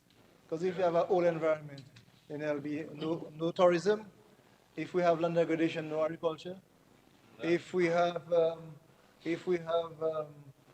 continuous sleeping of slopes, then all of it will get messed up. If we do not manage garbage, then we have pollution of the sea and waterways. So I think more than ever, environment is everybody's business. So we are working with schools, we are working with community groups, we have had meetings, and we have a weekly program on DBS Radio, Thursday at 11, from 11 to 12, environmental matters. And I think we have to participate more in those ventures. Mr. Speaker, so apart from just cherishing what we have on nature, just going design and chill, we have to be able to protect it. More than that, cherish it, protect it. I think because what makes Dominica unique as a tourism product is the fact that people can, like my ancestors, they could find a refuge in Dominica. Fresh water, fresh air, just a place to unwind. When you go to the glow show or hot water, or my comrade Dennis speaks to sulfur spas. When you go to those areas, man, you unwind, yes? And so we have that wonderful space, and we have to ensure that it will continue to be a refuge and also a place that inspires a new generation of Dominicans. And in the very same way, again, back to the budget, the items that are aligned to the Ministry of Environment, a simple thing like just getting rid of hydrofluorocarbons, that these things that come through air conditioning, simple thing, because that affects global warming, greenhouse gases. So we've been working with the customs division to ensure we can sift stuff coming in and check them. We have done training with them. We have been able to give them the necessary resources, computers, etc., to monitor. Because we have to safeguard our borders. In the very same way we safeguard immigration, other people do it for immigration, we have to ensure that we are and this is in line with international conventions, and we have to ensure that we continue to do this. So the future of Dominica seems to be all right, seems to be good. I think we have to continue to play our part. But Mr. Speaker, during the last budget cycle, I had a task mandated to me by the Labour Party government to work with the existing council, Canada Council, and I also had an opportunity to work with the then new Atkinson Village Council. And so those two councils really make up the constituency, the Cyber constituency. I just want to put on the record to say that I will continue that work as mandated. I think I may be the premier champion of Carolina goodness around that room. So I'm not going to stop just saying that. I will continue my work. I need good allies in that work. And if I don't get allies, I'll do it by myself. Because I suspect I have allies in here already. So I want to say that the work in the constituency is twofold, because I'm serving an indigenous community with special heritage, special heritage and culture, but also I'm also serving a joint community that is similar to what happens in the rest of Dominica. So it's a balance between those two. In the coming budget cycle, Mr. Speaker, we will look at completing the Darlington Link Road in Atkinson. We will knock off some works on the beach road in Antrizal. We want to knock off a few homes in the Atkinson community for the people of Antrizal and Atkinson. We will do those things. In the last budget cycle, we did renovation works on the Atkinson Village, the Atkinson Community Center, which serves as an emergency shelter. And we got funding from the GCF EDA project that sits with the ministry I am a part of. And we had that money dispensed through the JEF, Small Grants Program. And so work has been done there. And then across the Kanago space, we've been able to build a number of new homes.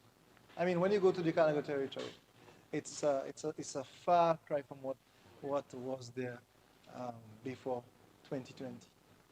I mean, we can see. So when I spoke earlier on about narrowing the disparity between urban and rural, the Kanago territory is a classic example of this, where you have homes that are built like anywhere else. They're resilient, they're beautiful. The folks are taking care of those homes. They're very grateful for that intervention by the government, and they're grateful for that sort of work that we've been doing. We have had homes from the HRP for some time. We thought the HRP was really domiciled in the Kanago space. But I think more than half of those homes will be built there. We have had support from the European governments. We are knocking off the 6 other EU homes that have been built. So we've been doing this. And 20 more minutes, 2-0. That's fine. Thank you. But one of the things I really want to speak to in the constituency that affects us in a very positive way is the fact that it's been over a year now that we have allocated some monies for the Kanago folks in the name of the Kanago Development Fund. And that sits at the Aid Bank. And people are, of course, will have to go for the rigors of the banking system because we have to be accountable. And we have seen great strides. People invest in home development, in further in education. Some people have acquired assets, those are motor vehicles, etc. And it's something that will continue to grow. And I was scanning for the budget here. I realized that the budget is committing to another $1 million this year. Um, um, One of the things we're doing, we're encouraging is to support what's happening on the national scene in terms of tourism. We have a Kainago pillar that Honorable Charles have been pushing and championing. Although she's a non-Kalinago, but she's been pushing. Doing some serious work at the Kainago Baranaote, doing the less Kalis trails over. And so we have a lot of work being done, and that will add to the Nature Island brand. And so we're doing this.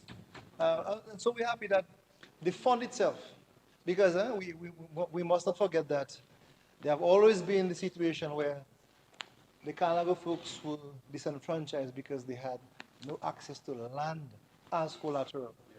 We must not forget that. And this government have decided to allocate some money, and the government have decided to be the guarantor. Is it guarantor? Yes. To that facility. So it's moving on. I just want to encourage my folks from the Carnival space to make use of that opportunity and to push the homestay program we've been doing. And as we speak, Mr. Speaker, we have launched Discover Kalinago website. Yes. Yeah. www.kalinago.com. You can go that now. We will link you up to all of the wonderful things you're doing across that space. And we want to thank the Ministry of Tourism and the PS of Tourism. It have language stuff in there, so it's a beautiful investment we have made, just to ensure that we keep protecting what is ours, but also making ourselves modern and more accessible. And I think again, this is what the budget speaks about. How do we continue to grow a resilient country? How do we continue to make it dynamic? To make it a place where people want to come back and settle and invest. And of course, we have our CBI program. All of those, they are helping us. We're pushing our marina in the north. So all of those things will definitely affect the cyber constituency in a positive way. Mr. Speaker, but we know for a fact that small island states don't have it easy. So I really want to thank my colleagues here who pushing our agenda for the last few months, because we know that climate change itself, as a big thing, have affected us in so many ways. I mean, Minister Vince was Honorable Vince, or Comrade Vince, I'd rather call him, made it very, very clear that these are things that are so clear to us that sometimes we take it for granted that they affect us. And so our nature island is affected by that climate change events, by those events. It disrupts our agriculture. Of course, they're natural disasters. Definitely impact our tourism if we don't keep it in check. There are health risks, of course. Mr. Speaker, it sometimes can affect a simple thing like water, although we are abundant in water, but we know a simple event can, like we say locally, can mash up Dawasco, a simple event. So we have to keep that in check. And Mr. Speaker, and we know that those interventions, and Comrade Vince spoke to them, those interventions there has caused us some serious debt. And we have to keep reminding ourselves that we are surviving in a hostile economic climate, yet we are able to push through and service our debt in time and do that stuff. Mr. Speaker, we know again that what affects us as a small island state, not just in our economical structure and our resilient movement, but we know that the climate change events can really mess up our ecosystems. And so we are hopeful that in the coming months of the new budget that we will have no major weather event to affect us, so we can pull that through. We could have 110% implementation of those, at least 110%.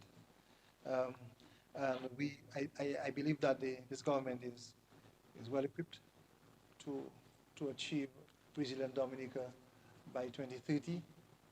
We can do that. We have the skill set, we have the leadership. Governance is key, leadership is everything. And I know that we have the staff.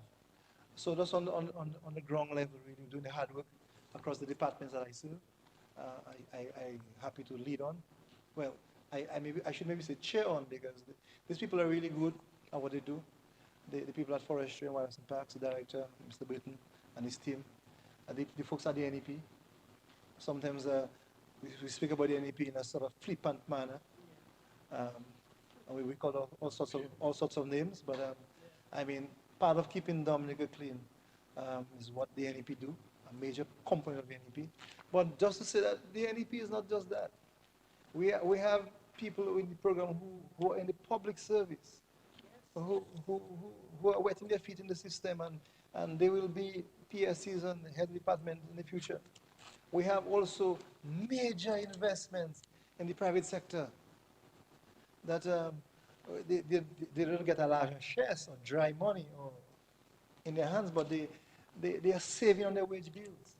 And so they are part, they have farmers, they have restaurants, they are in all of the service industries, and all of that also, Mr. Speaker, they are gaining experiences. So we have to move away from just look at the NEP. I think it was my comrade Julian Defoe who said some parliaments send an NEP. That's the way we say it. So and I really want to thank those folks that do some very hard work, keeping the country clean. Every major event, they come out in large numbers. We maintain our highways from the airport to Roseau on the West Coast. They do work across the communities. They help out the schools, the churches, playing fields. Whenever there's a major event, they work with various ministries. They have serious brigade that come to Roseau every now and then to ensure the stadium and the surroundings are clean, and we can do it. So we have to celebrate that. And I want to really shout out and salute the leadership at the NEP. Very small unit. Mrs. Honorary and her team, very small unit, but how dedicated, who ensure that that they help us in our work as parents, because it's a serious brigade that we have trying, and they play a major part in the Nature Tourism brand. And so as we get ready for the World Creole Music Festival, you'll see them in action again. They'll be there out there. They'll have their vest on and their hard hats, and they'll be out there really doing. So I just want you guys to encourage them to ensure that that they feel that they're contributing to the country, because they are contributing to the country, and those who are doing the really tough work in the hot sun, in the solar show, that we do not discount their contribution. So, Mr. Speaker, so overall, I think our small economy of Waitukubuli, Dominica, has been better on the level, and I'm happy to serve as a member of parliament and as a minister, charged with a serious ministry that really keeps the nature brand intact. I really want to thank the cabinet colleagues who are here, who banter over things. We joke about some serious things sometimes, but we know that the hard work has to be done, because the Dominican population has put full confidence in us. And so building a resilient country is all of us business. We are showing leadership. We are drawing out the scarce resources, the financial resources, but we need partnerships across the board. We need every citizen to play his or her part and not complain about what they're doing. It should be what we're doing. I'll say one last time before I close, that environment protection is everybody's business, and that the units that sit with the nature environment, they're doing the work, and they just need the support. And I'm really thankful for the opportunity to lead that ministry and to ensure that we continue to do the work, because we need to continue to build resilient Dominica.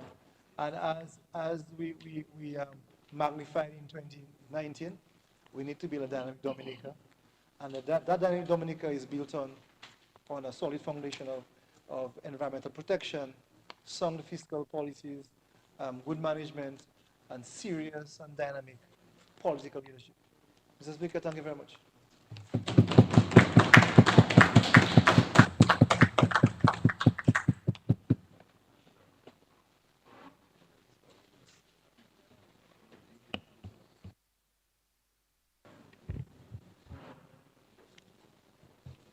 Yes, Honorable Wenham, you have the floor. You may proceed. Thank you, Mr. Speaker. Mr. Speaker, I stand and the emotions that I feel are so much, and the passion, and to hear people say, no, certainly not cosmetic, those are real, the real deal. The Labour Party representatives are the real deal. Not sure about others, but the Labour ones for certain. So if you hear, or if you see me having too much passion, Mr. Speaker, you can give me a little nudge, you know? Mr. Speaker, it's about a year ago that I was here, we were here, and I pledged my support to education first and foremost at all levels, and to date, it is the same. Today, I am pleased to have the attention of all of my colleagues in the Honorable House, and of course, to the people of the Commonwealth of Dominica, both here and abroad. And Mr. Speaker, most importantly, the most industrious and thriving space, and just recently, we saw the most beautiful space in the Caribbean, and that is in Portsmouth. So to the people of Portsmouth, Mr. Speaker, before I continue, I also want to take the opportunity to pay tribute to some greats that I have lost in my constituency.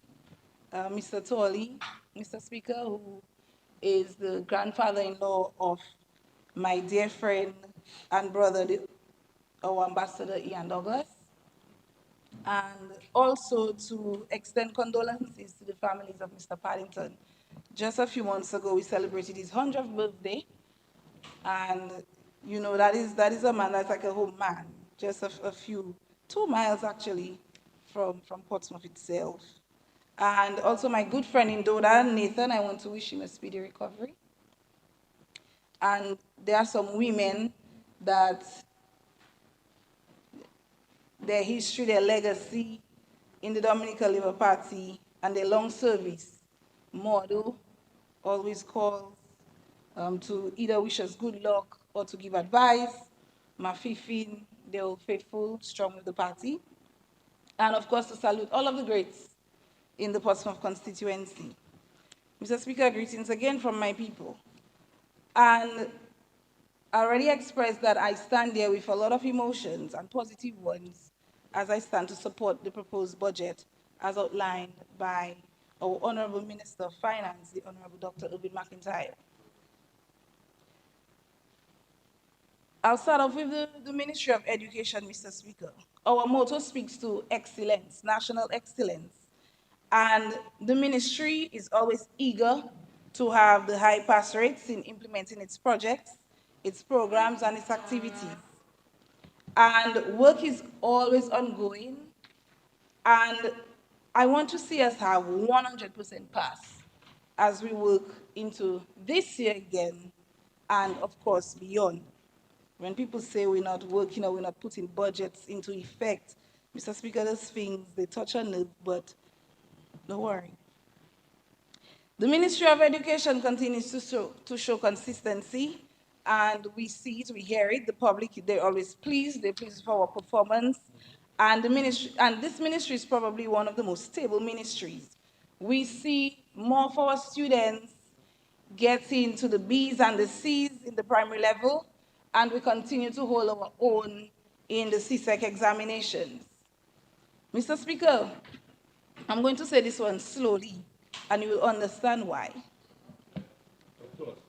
Our BOYS, our boys, Mr. Speaker, I have to commend them. The boys are excelling, especially those in our primary schools. And if they're excelling in primary school, Mr. Speaker, you know what is going to happen by the time they get to secondary level.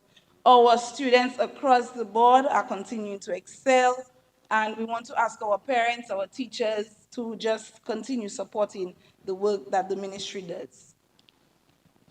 In education, our pertinent project areas continue to be construction of our new schools These are on course as work has begun, and I am sure that my Minister of Education will expound on these a bit more in her own presentation.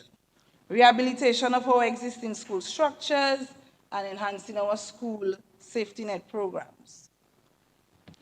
By now, Mr. Speaker, those schools, the names of the schools should be on the lips of every Dominican.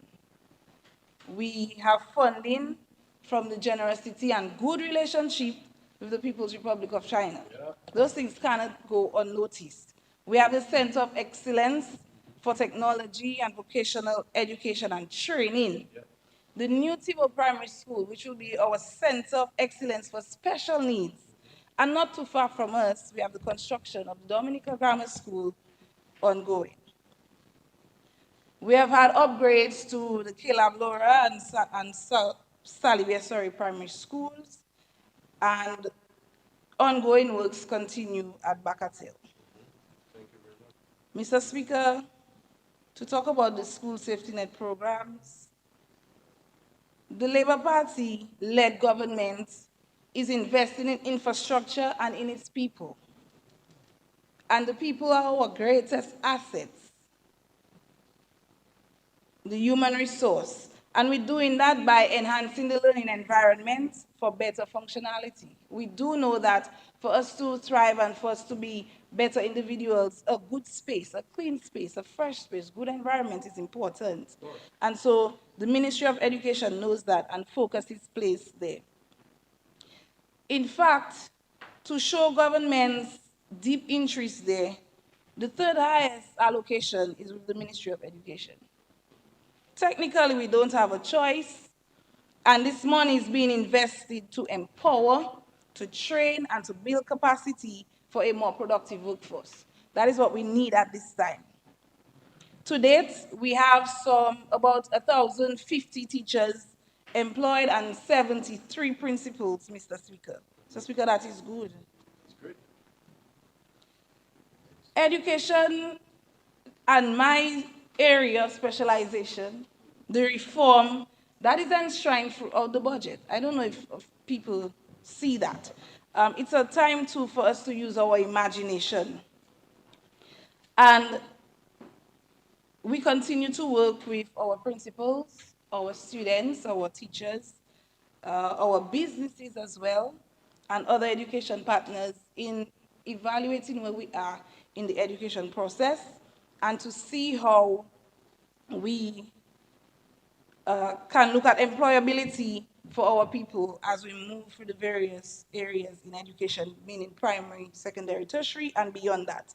And also to Mr. Speaker, because some people have the notion that reform is something like Nescafe, where you just open the packet, put it in hot water, and that's it. But if I'm to use the coffee analogy, you still have to open the packet. You still have to get the water hot because it doesn't just melt. Some of us have preferences. I'm sure Honorable Lloyd here prefers to have cream in his coffee. So, and some people like sugar, some don't. So reform is the same manner. It's a process. So for those people who think it's overnight, sorry to have to disappoint you, but it is a process. So don't let it seem like it's a snap your finger business and you will see change. No, it's a process. In fact, there are countries who have started education reform more than 30 years ago. It's still in progress. Yeah. So to think that we are backwards, because some people like to use those terms, I don't understand why. Yeah. To think that we are backwards, no, Mr. Speaker, we're not. And we're moving in the right direction.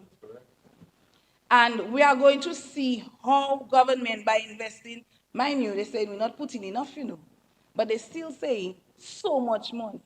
But we're going to see the returns on our investment. I can guarantee that, Mr. Speaker, as this money will translate into a better and more productive human capital. In addition, we need an intelligent workforce, Mr. Speaker, given the nature of the projects that are now gripping the national psyche. Mr. Speaker, I'm convinced that we are rapidly becoming an even more intelligent nation. We are building safe environments and enhancing the development of skill sets. We invite our people to begin to think of how we can integrate units, actions and programs, each sector from health to agriculture, fisheries to tourism, housing, and housing as a human need, community development, and how those developments will serve in the education reform movement, Mr. Speaker. This year's budget meets the demands of all departments, and we are pleased for that. Essentially, we strive to build a productive workforce, expressing productive behaviors. And I like to repeat things, Mr. Speaker, because repetition is what will stick or get the idea to stick. So when you hear me repeating, you should know why. Let it stay there for those naysayers. Productive behaviors, they percolate to efficiency and also to, we need to incorporate that efficiency and, effectiveness in our workforces. So that is what we are here to do. And Mr. Speaker, I'll quickly move along to my constituency, and I like to talk about the pie. So our piece in the pie, we have a nice slice. Housing remains one of the most critical areas in the constituency and for most of our constituencies, especially since the passage of Hurricane Maria. Since I came into office, Mr. Speaker, I have seen 6 Kudme homes built, roofs renovated, 12 constituents would have received their homes from the Housing Recovery Project and the EU. We have others who have received other forms of housing assistance. And I know that housing remains one of the top priorities for our constituents. And I've been informed too that in the coming year, this year, we'll have about 3 more homes ready for the owners. That being said, Mr. Speaker, I wanted to quote something from the budget presentation, and permitting that, I read directly from my notes, Mr. Speaker, if you have permission. Permission granted. According to the Minister of Finance, and I open quotes, I encourage our citizens, especially the youth, to actively participate in this ongoing housing revolution by investing in land and home ownership. Do not shy away from taking a mortgage to build a home, which can also offer the opportunity for a second income through rental. This approach will help create generational wealth and contribute to the growth and stability of our communities. Close quote. Mr. Speaker, I encourage our young people to take action. These are the things that will ensure that there'll be wealth within your own families. At the end of the day, this is yours. It's your own. And you should be happy to know that I worked hard to have this accomplishment. Mr. Speaker, how can a government not be serious about agriculture when it wants to invest more than $61 million in 1 year? Right? 1 year. I want to commend the Ministry of Agriculture and my colleagues there in moving along nicely with the National Youth in Agriculture program, and it will hold a Youth in Agriculture Symposium in August next month, Mr. Speaker, from the 7th to the 9th of August, right? And Mr. Speaker, this is not just a symposium, it is an OECS symposium, Dominica. First one. We have plenty first, Mr. Speaker. They tell you about the passion. I'll try to stick to the script as much as possible because we need to celebrate more of our achievements, more of the first, more of the best practices, and we have a lot of them. While others are busy with other things of less significance, Mr. Speaker, we are committed to ensuring that we position ourselves to be the go-to for food security, not just in the OECS, but further afield. And I want to again ask our young people, I always go there, because we talk about sustainability in the budget. And it is with the youth that we will see that level of sustainability being met. I want to encourage our young people. Some of you, your parents would have used the land to have you where you are today. Go back to that same land instead of having it abandoned. We still have lots of space for cultivating, lots of space to set up greenhouses. Right now, the Ministry of Agriculture has so many technical experts. We have the Chinese Agricultural Mission born in 1 mile in my constituency. Come to Portsmouth. I'm always inviting people to Portsmouth for one thing or the other. We have good vibes. Come and learn something. Right? Come. He likes Portsmouth. He knows why. He's a farmer, so he has to come. And I really want us to make use of that tissue culture lab in 1 mile. Right? It is another great compliment, and not just for research, Mr. Speaker, but for the creation of jobs as well, jobs for our people. And that facility is more than 11 million, right, Honorable? Right, 11.4 million. And that facility, Mr. Speaker, can provide 500,000 seedlings in a year. I went there, Mr. Speaker, looked at the little space. Well, not so little, but I looked at it. You know, that is after, you know, in the opening phase, there were quite a few people, so you cannot really get to appreciate it. But I went back, and I'm trying to picture 500,000 plants. I saw belly full, Mr. Speaker. So, stomachs will be full. And not just ours, but that of our region, our friends. And we know that our food, we have good food in Dominica, great food in Dominica. And when I talk about that 5,000 seedlings, 500,000 seedlings, thank you. Mr. Speaker, I cannot help myself, but you know that word jobs, jobs, that is all I can think about. Jobs, jobs, jobs, jobs, jobs. So, Mr. Charles, get your field ready. Plants coming. I know we still have some plants in there. So, look for yourself. The blue and green economy, Mr. Speaker. Ah, boy. As soon as I open the door in the morning, that is probably the first thing that I will see. The ocean. And Mr. Speaker, as wide as it is, it affords us the same amount of opportunities and possibilities. And I keep going back to imagination. We have everything, Mr. Speaker, to have us at number one. Everything. Human resources, otherwise, you know, natural and otherwise, we have it. And, Mr. Speaker, you see that sperm whale reserve? Every time I speak to my colleague, Honorable Defo, I get excited. From time to time, I can see the whales passing from my home. And, I mean, you cannot get more excited than that. The fees we charge in, and our Honorable Defo is ready to up those fees. Mr.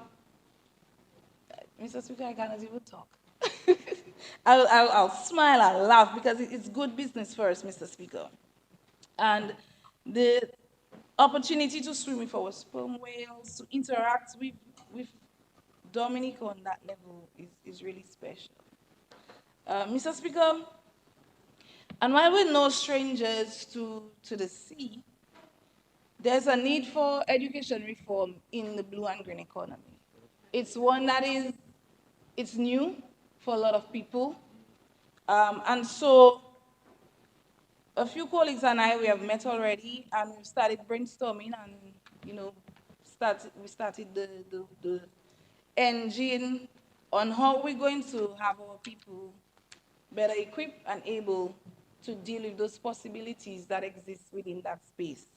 I cannot speak too much more because it's still in the planning phase, but I still want to encourage our people to do some research. There are a number of opportunities from the yachting and marine industry, so do some research, and of course, you can always reach out to your PAL reps, and we'll be more than willing to share the information and to provide some assistance for you. Just some areas of specialization, for example, Mr. Speaker. Yacht plumbing, we do plumbing in the house, but yacht plumbing is very different. We also have yacht carpentry. That's very different too. So these are just some to name a few. And while I'm on the topic of, while I'm on that topic, Mr. Speaker, I also wanted to highlight that Portsmouth benefited from the 3.2 million that was spent in training our boat builders. So just to have that on record.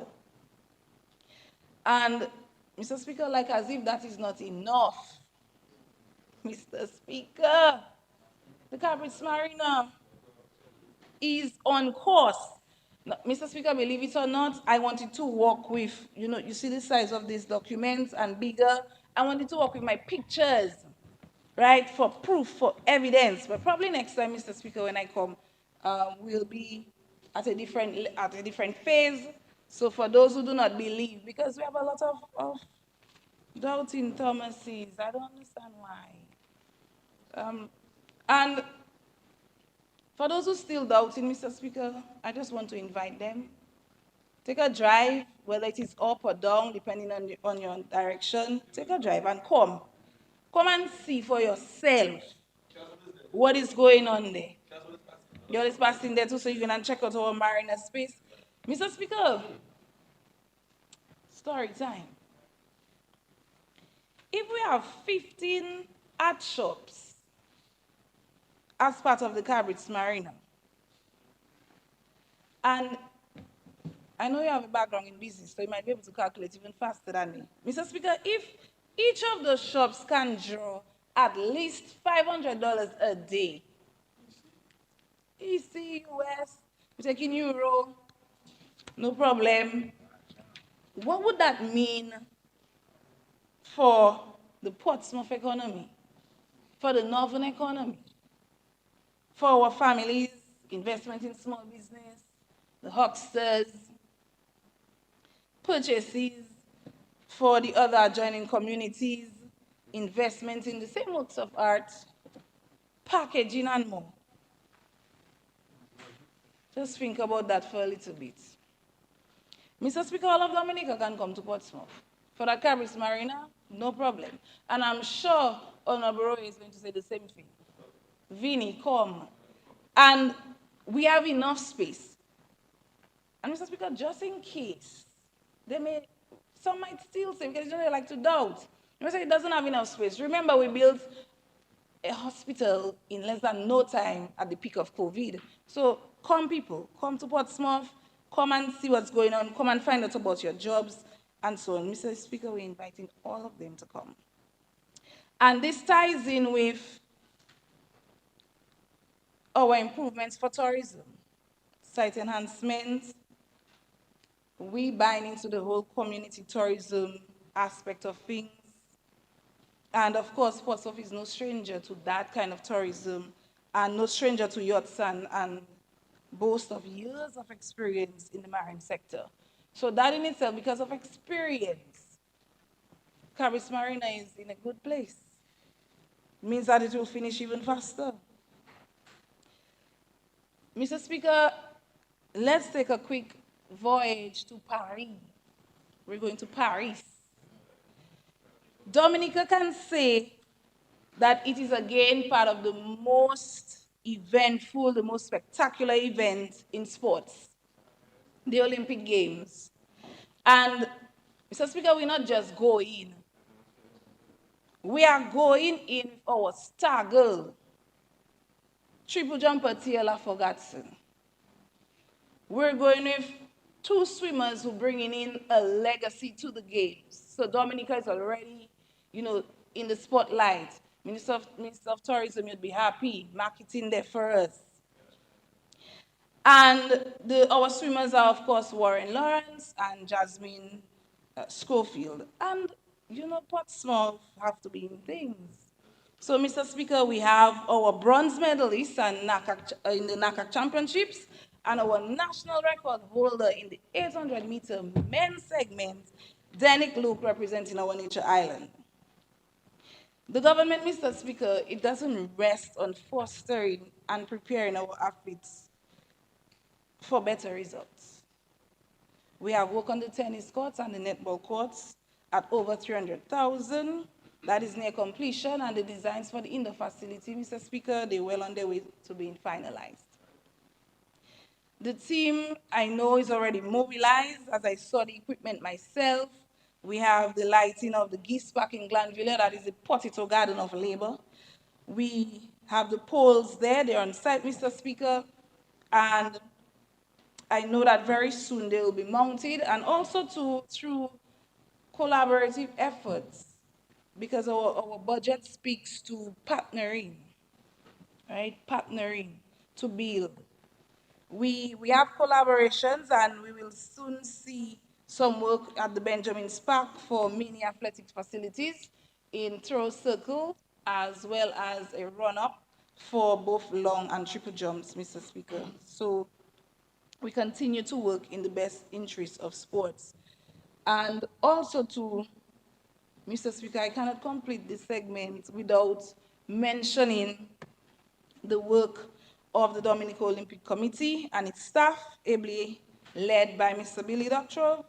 And with no uncertain terms, we are grateful to the Prime Minister and to the Ministry of Sport. Mr. Speaker, I also want to take the opportunity to congratulate the Glanville Football Club. They've been doing well. They're my homegrown club.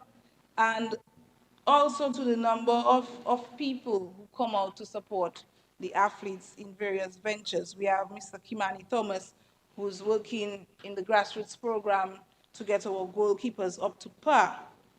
A young man, Mr. Speaker. So when we hear talks of our men being pushed aside, that doesn't happen in the Portsmouth constituency. We also want to thank Mr. Nabi Wallace for revamping and relaunching the Aspirers Athletics Club.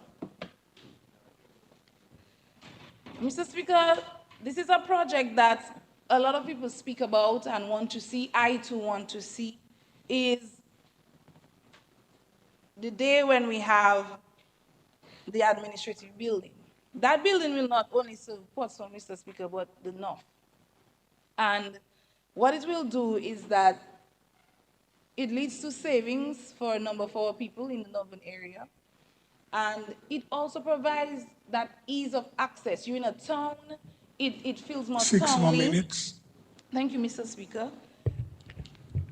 Just about 5 minutes. Speaker, I move that the honorable member for the Portsmouth constituency be given an additional 5 minutes.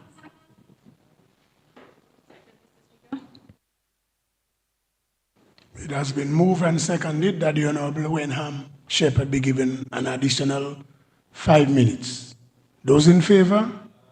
Those against? Honorable, you are given an additional 5 minutes. You may proceed. Thank you, Mr. Speaker. And so, Mr. Speaker, I was saying that this building, it helps to, you know, as I said, just a few days ago, featured as being among the most beautiful, only Caribbean country actually. And this too will help in the aesthetics of the town as we look towards further development for our space and for our people. And I'm just asking the constituents to just be patient and trust the leadership. The Labour Party government is very strategic in what it does, very, very strategic, and that applies to how it leads the country and how it puts its projects. So I'm just asking the people to be patient, Mr. Speaker.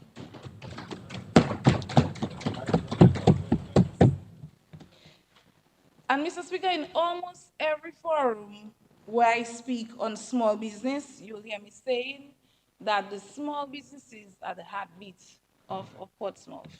And I can say that it is the heartbeat of Dominica, Mr. Speaker. Mr. Speaker, we take our small businesses very seriously up north, and so much so that I was more or less forced to open the small business desk that is still functioning after a year, Mr. Speaker. We still have a number of hits, a number of young people are coming to us, and some, beyond youth, but we facilitate. We also accommodate, Mr. Speaker, we accommodate everybody. We have people coming from other constituencies to access the assistance that we provide, and we do that free of charge. Free of charge, Mr. Speaker, because we know the importance of yet another successful small business in Dominica. So we want to continue that, and Mr. Speaker, I hope that even more will come from this initiative. And again, I continue to ask our people to be cooperative and to use their imagination. Mr. Speaker, some time ago I heard you mentioning some ideas for small business, and I hope that we can probably replicate something like that with a more, for a larger audience where they can hear those things. Perfect for small business, Mr. Speaker. Just last week too, again, serious business. Mr. Speaker, over $9,000 was handed to 77 small businesses.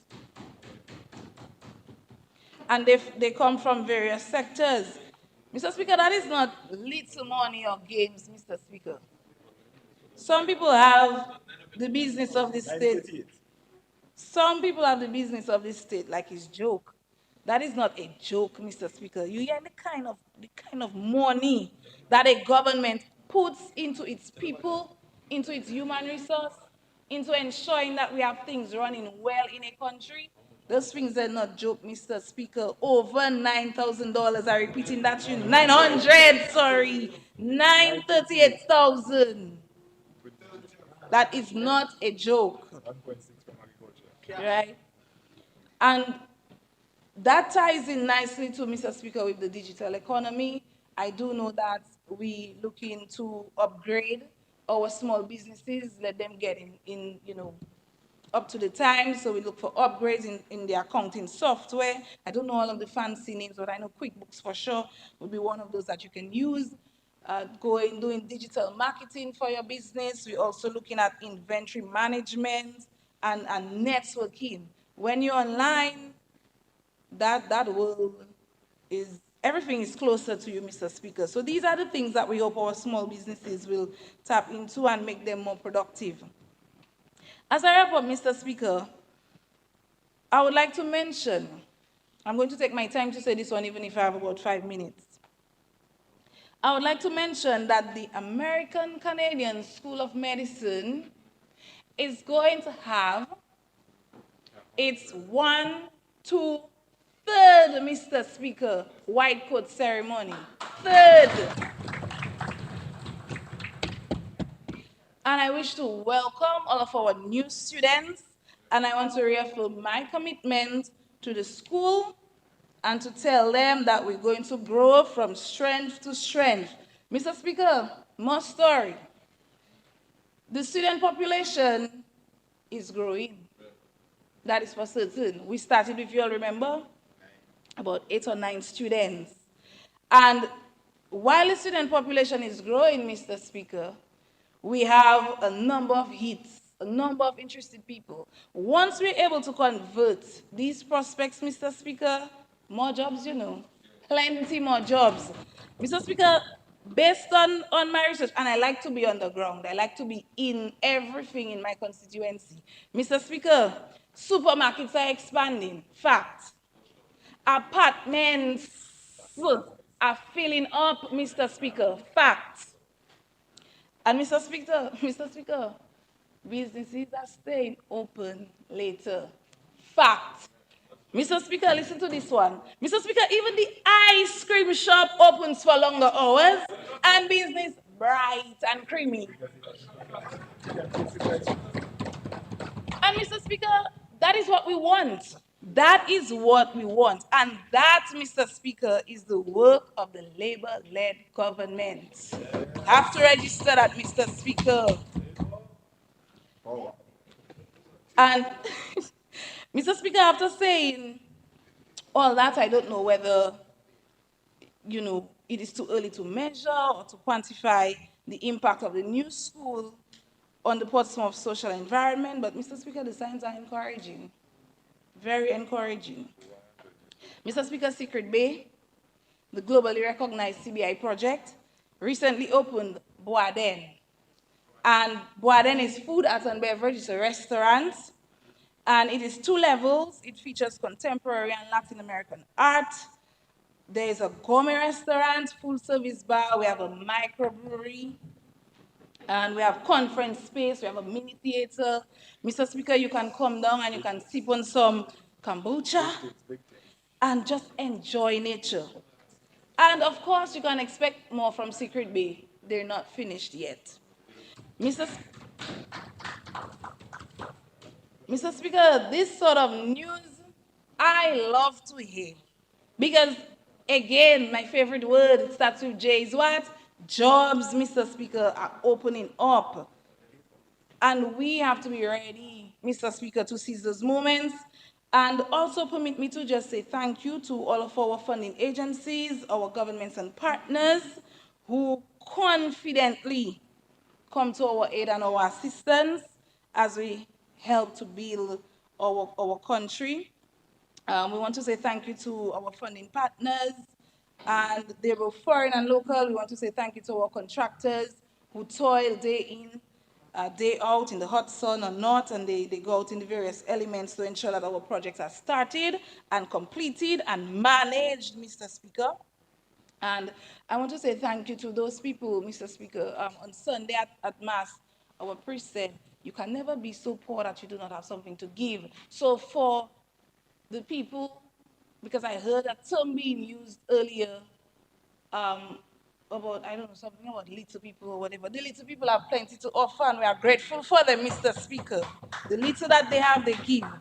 So, Mr. Speaker, the Dynamic Dominica plan, it is in implementation mode. The international airport, the geothermal plants and transmission lines, Cabrit's Marina, investments in agriculture, plans for the cruise village, the modern port, strengthening and improvement of our road infrastructure, and all our social programs, Mr. Speaker.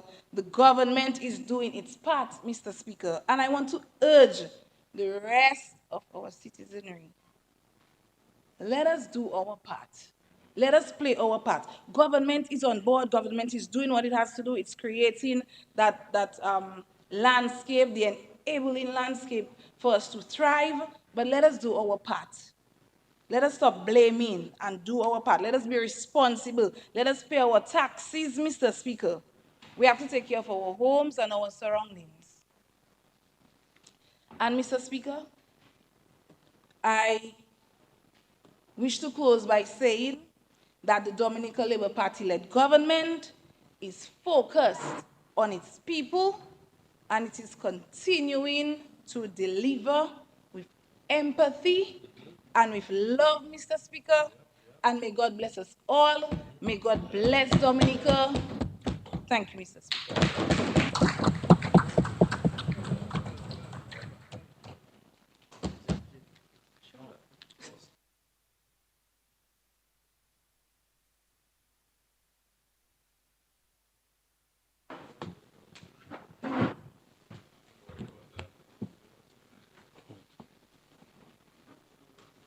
Yes, Honorable Lockhart.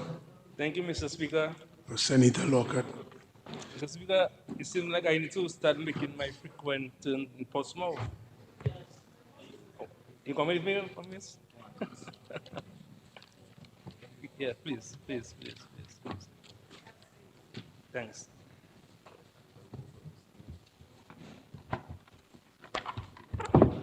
Thank you. Mr. Speaker. Oh no, I need the glasses now. Mr. Speaker, I rise to give my full and unwavering support to the 2024-2025 national budget under the theme Partnering to Build the Platform for Sustainable Growth and Development. This $1.4 billion budget was brilliantly delivered by the Minister of Finance. Mr. Speaker, it reflected a deep understanding of our nation's needs and our challenges. Mr. Speaker, in everything we must give thanks. And today I give thanks. And I think every Dominican also needs to give thanks in abundance. Because, Mr. Speaker, despite the economic challenges being experienced worldwide, This Dominican Labour Party government has once again offered its people a tax-free budget.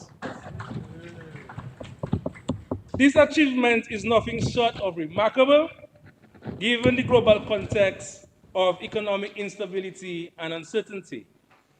Mr. Speaker, we have said time and time again that this government is consistently thinking of ways to improve the lives of our citizens.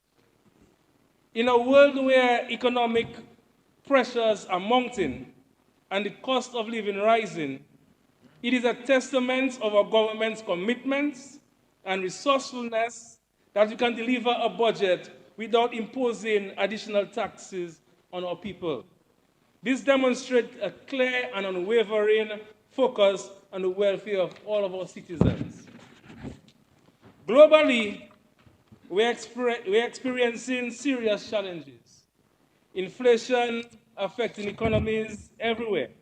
The impacts of climate change are becoming increasingly severe, and energy prices are rising. These issues create significant pressures for households and businesses alike, Mr. Speaker. As a caring and responsible government, our first priority is to the people of Dominica. We are dedicated to providing some level of ease and relief as we navigate these turbulent times together. Mr. Speaker, but I do feel compelled to add that sometimes I get a sense that while we lament the challenges that we face globally, we are not making the necessary personal financial adjustments. Mr. Speaker, many continue to operate with the same imprudent financial practices. I believe that each individual and family should begin to exercise some type of financial planning in order to cope with the challenges that we are presently facing. It cannot be business as usual. Financial discipline and careful budgeting are essential for navigating these difficult times. It's not just the responsibility of government, but each and every one of us. We must take proactive steps to manage our resources wisely and to plan for the future.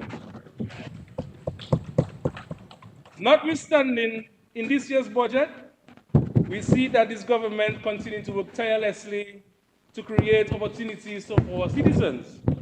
We are investing in education, healthcare, and infrastructure. We are supporting small businesses and fostering innovation. We are seeing a renewed and stronger commitment to sustainable development and environmental stewardship.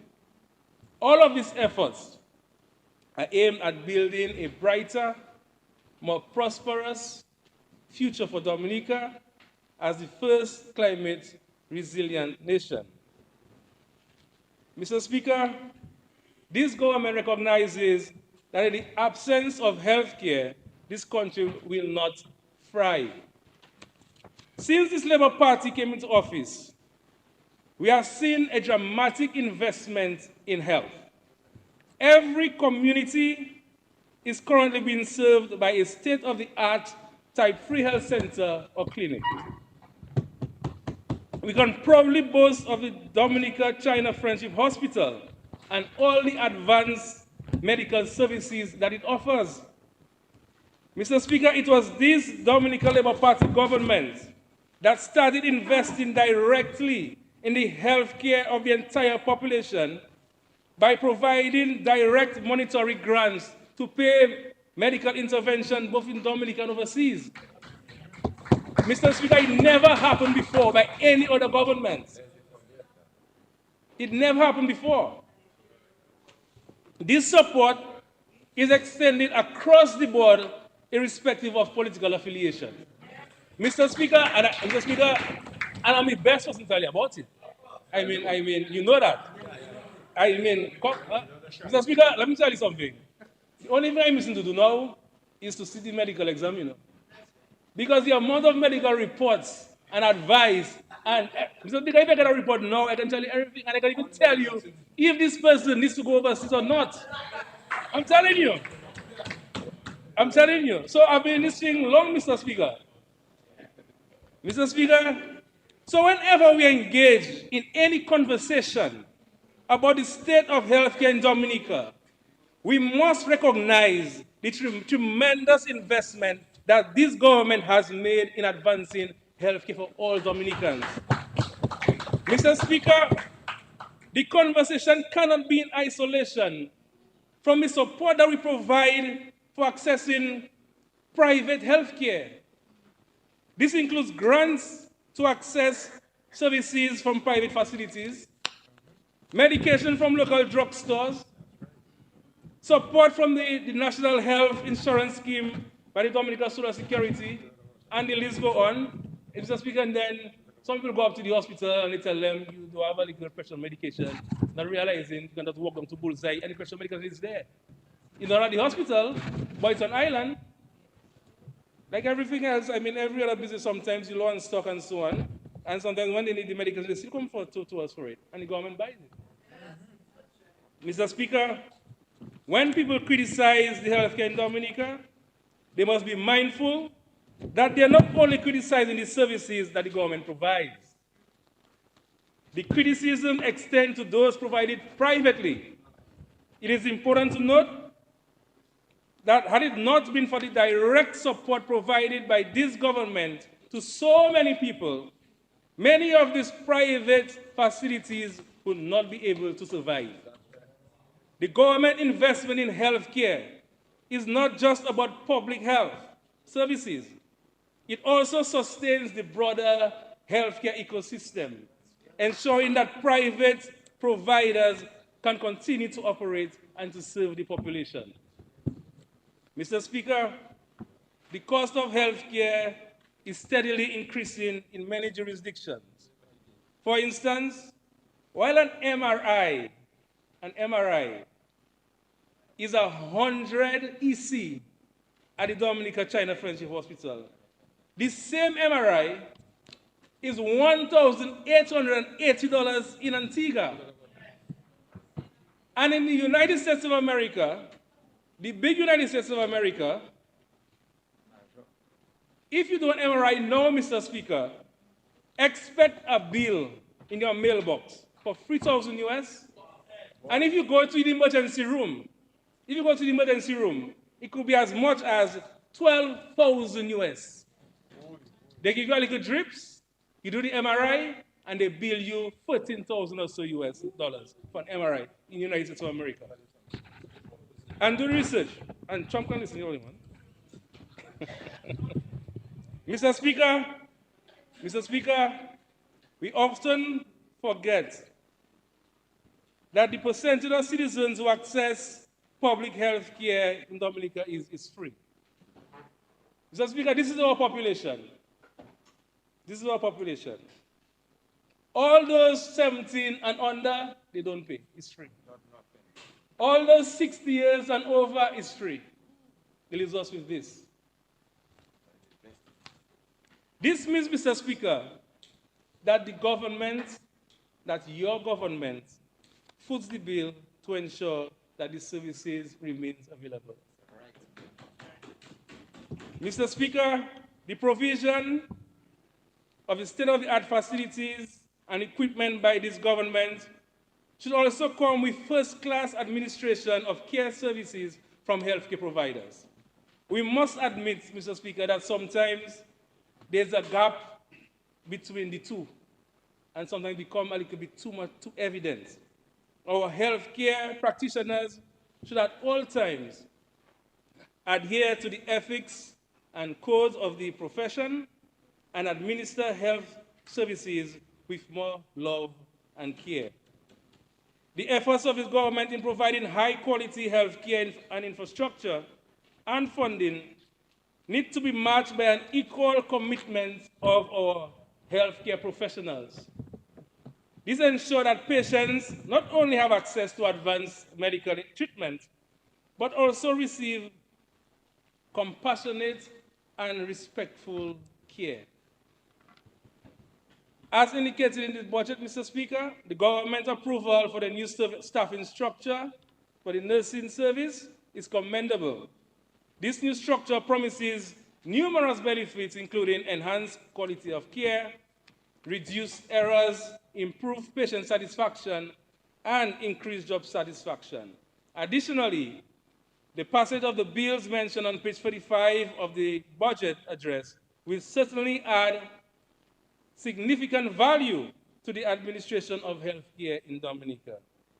Mr. Speaker, the comprehensive investment in healthcare by this government is evident and commendable. The Castle Bruce constituency benefits in every aspect, and for this I am quite pleased. The investment in healthcare will continue as we await the completion of the Saint-Sauveur Health Center. But this by no means, Mr. Speaker, indicates that our people in this part of the constituency are denied access to timely and proper health services. Mr. Speaker, the government has been at the forefront of the fight against non-communicable diseases, NCDs. Mr. Speaker, the Prime Minister himself has adopted it as his personal mission. Mr. Speaker, in 2022, we appointed the National Coordinator for NCDs. And from all reports, Mr. Speaker, this department has made several strides in educating and engaging the public on the deadly effects of NCDs. I believe that the general public is in agreement with the increase in the excise tax on sugary drinks by $1 and the alcohol and tobacco by 75 cents. While these are small increases, Mr. Speaker, it is our hope that this will lessen their consumption and save our population from these deadly diseases. And Mr. Speaker, contrary to what the member for Marigot said, alcohol drinking and so on shouldn't be coping mechanisms. There are other things that you can do to cope with stress and so on. And it's almost reckless. What? Brothel?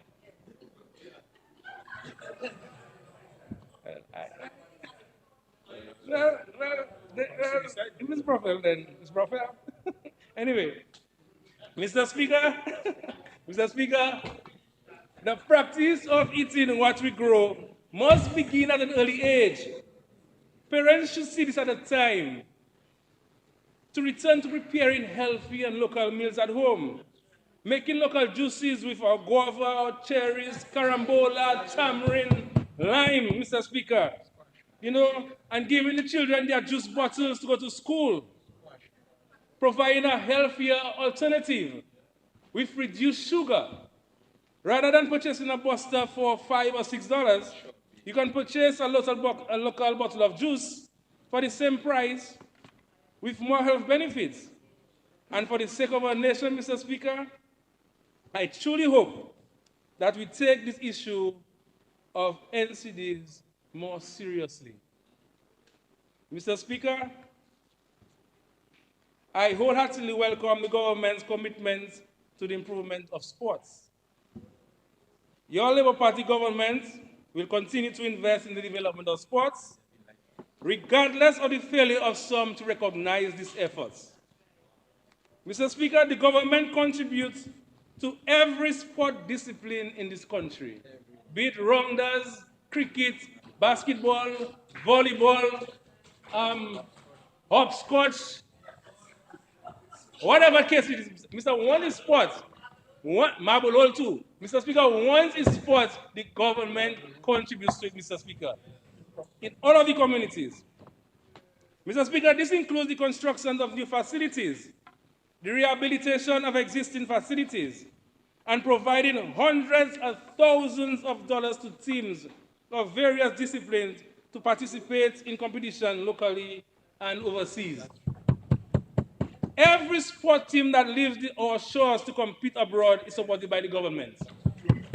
Every one of them. Every one of them, Mr. Speaker. Mr. Speaker, for a small island, Dominica is well recognized on the sports scene. Mr. Speaker, and these days I'm into sports too. So as a sports administrator myself, the advancement being made in sports will benefit the members of the most popular and successful grassroots basketball camp in the entire country. Which one of them it is? And it's coming. Mr. Speaker, it is the Senator Austin Lockhart basketball camp for kids. Mr. Speaker, when this camp started, the children couldn't dribble a ball with coordination. They couldn't dribble a ball with coordination, and I have videos to show, to prove. Mr. Speaker, today, they are winning games within the school districts. They are winning games within the school district. Mr. Speaker, there is something unique about sports in general and sports personalities in the Castlebrooks constituency. While we do not have, for now, improved facilities, our teams continue to perform exceptionally, especially in football. Mr. Speaker, the We United Club and the Connect 767 East Central Club are two of the best teams nationally. Both teams continue to produce football superstars representing Dominica regionally and beyond. Mr. Speaker, and I said previously that we do not have the facilities, the improved facilities now. Mr. Speaker, I know what happened. This proves a long-standing theory that state-of-the-art facilities do not equate to high performance in sports.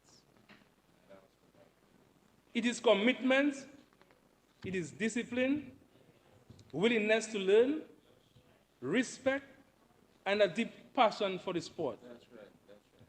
All of these qualities, Mr. Speaker, are evident in the guys who are part of both clubs. The Ministry of Sports have given their commitment towards the lighting and upgrading of the Castlebrooks playing field and the rehabilitation of the basketball court, news that everyone in the constituency welcomes. I must particularly mention Yvette Laura and Sir Stanton Seraphine for the extraordinary work that they are doing with the young guys in their respective clubs, Mr. Speaker. They must be recognized for their personal sacrifices that they make for and on behalf of the club. There are a healthy, competitive rivalry among the teams. They compete against each other to win, but they are all friends on and off the field. Mr. Speaker, in the Castlebrooks constituency, football is at its highest point. The parliamentary representative herself, her team, Supersonic Baby Ballers, is a success. The Senator Austin Lockhart basketball camp for kids 45 plus strong is a roaring success. We began witnessing the resurgence of basketball among our young men. The netballers are back on the court. The cricketers are regrouping. This is a strong signal that the investment that Honorable Roberts and Honorable George, on behalf of the government, will soon make in developing our two main facilities in Castlebrooks will be well worth every dollar. Mr. Speaker, we have been very patient, but now we're ready. On a personal note, I must recognize and thank all the business houses and individuals who, some of them, Mr. Speaker, they actually called and said, I see you have this good thing going up there with the kids in the basketball camp and so on, and we want to contribute. Mr. Speaker, so I think I need to mention some of them. You know, our head coach, Ren Bopi Wilshire, And we had Fine Foods, J. Astafans and Company Limited, HLV Wheat Church, Local Dose Juices, Lovely Things by Leandra Landa, the parents who enroll the children, Hannah Jackson, Ulrich Esprit, Lauren Banis Roberts, Bradley Laurent, Tasha Kazami. Mr. Speaker, is a list of persons. I really cannot mention everybody's name, but just to say that I am so thankful for all the support that you give to the children. Mr. Speaker, this Labour Party-led government is a government for housing, safe, adequate, and resilient housing. 8 more minutes. I need more time. Yes, please. Mr. Speaker, I move that the member be given an additional 10 minutes, please. Mr. Speaker, I second the motion. It has been moved and seconded that Senator Lockhart be given an additional 10 minutes. Those in favor? Those against? The ayes have it. Senator, you are given an additional 10 minutes. Thank you. Mr. Speaker, this Labour Party-led government is a government for housing, safe, adequate, and resilient housing. Mr. Speaker, I can recall my early days in community work, and I just transitioned from the Customs Credit Union to CCF. And Francis Joseph gave me that opportunity, and Veronique Roberts and so on. I really thankful for that start into that was my introduction, Mr. Speaker, to social work.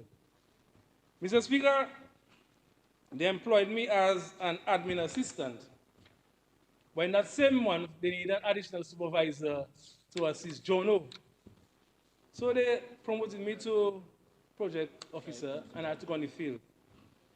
Mr. Speaker, after conducting my first field visit, Mr. Speaker, when I got back to the office, I said to them, take the increase, take the job title, and leave me on the desk. Because what I saw, Mr. Speaker, in some of these communities, Mr. Speaker, they were unimaginable. Mr. Speaker, what I witnessed was heart-wrenching. Families were living in galvanized homes with dirt floors. Old pieces of cloth being used to block holes. Beddings made out of old clothes wrapped and pushed into corners. Clothing items were piled up in a corner. Most homes had no pit latrines, and if there was one, it was built by CCF. Mr. Speaker, it was unbelievable, it was unimaginable, but yet it was the reality of thousands of Dominicans. When this Labour Party government started the housing revolution and the eradication of pit toilets, we saw a dramatic change in the living condition of thousands of individuals and families. Safe, adequate, and resilient housing became a priority, and the impact has been transformative. This government commitment to improving housing has brought dignity and hope to many, ensuring that no one has to live in such dire conditions again. Mr. Speaker, in the eyes of the ordinary citizen and the privileged as well, the government's thrust towards housing may be viewed as the government just giving people free homes. However, if the same people took time to understand the multiple benefits that adequate housing provides, they would immediately change this narrow point of view. For this government, housing is not just a physical structure. It is a pathway to a better life, in general, for adults in general, and particularly children.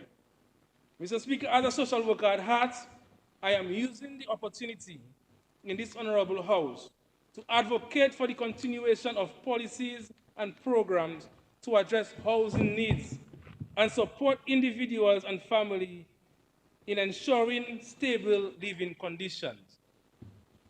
Recognizing that this is an integral to the overall well-being and success, I am happy that this government is making it clear that it will continue to prioritize and invest in housing initiatives. From the inception of the housing revolution, which first started in the Castle Bruce constituency, millions have been spent on home renovation and construction of new homes for residents. This initiative has brought significant improvement to the quality of life of many families, providing them with safe, modern, and comfortable living conditions. The positive impact of these efforts is evident throughout the communities, and I am positive that the Ministry of Housing will continue to enhance lives by improving housing in the Castle Bruce constituency.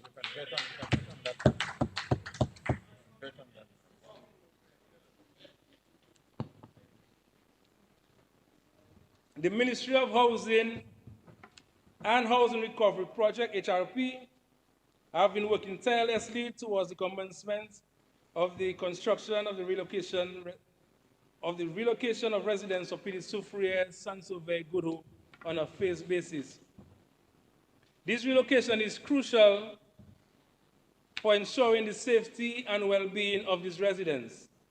The comprehensive planning involved in this project demonstrates the government's commitment to providing secure and sustainable housing solutions. I want to assure the residents that you have not been forgotten. The initiation and planning phase of this project can sometimes be the longest, involving a wide range of studies, proposals, negotiations, and other preparatory activities. These are lengthy and tedious processes, but they are essential to ensure the success and sustainability of the project. Detailed environmental assessments, land surveys, and consultations with various stakeholders have been conducted to guarantee that the housing development for the people of Petit Soufriere, Gouroup, and Saint-Sauveur meet all necessary demands and requirements. As a member of the technical committee, boy, that's a story by itself. How I end up as a technical member of the committee? Mr. Speaker, I think the PS at one point was fed up with me, and she said, Ostel, okay, you join the technical committee. Because every 2 days, I was calling the PS. I was WhatsApping the PS. What's going on? What's the latest? Why are you stuck? What's the bottleneck? When you come with the people? I wasn't troubling the minister too much. But because the PS was very responsive, and I must thank the PS for all the work that she's doing. Yeah. So, Mr. Speaker, I want to assure the residents that the project is 100% on track. The complexities of such a large-scale project often mean that visible progress may not be immediate, but rest assured that substantial work is being done behind the scenes. Currently, a detailed site plan, including infrastructure works, is before planning for approval. The plan ensures that the new housing development is well equipped with necessary amenities and services. Additionally, work on the house design is ongoing with a focus on accommodating the specific needs of families who will be relocated. The actual construction activities is set to commence soon, as indicated by the Minister of Finance in the budget address. Mr. Speaker, keeping true to its socialist philosophy, this government continues to look after the needs of the vulnerable. Mr. Speaker, I vividly recall a period when our country relied heavily on the support of foreign NGOs, which of course provided essential protection programs and assistance to many individuals and families, especially the most vulnerable. These NGOs played a critical role in supporting our citizens and contributed significantly to our nation's welfare.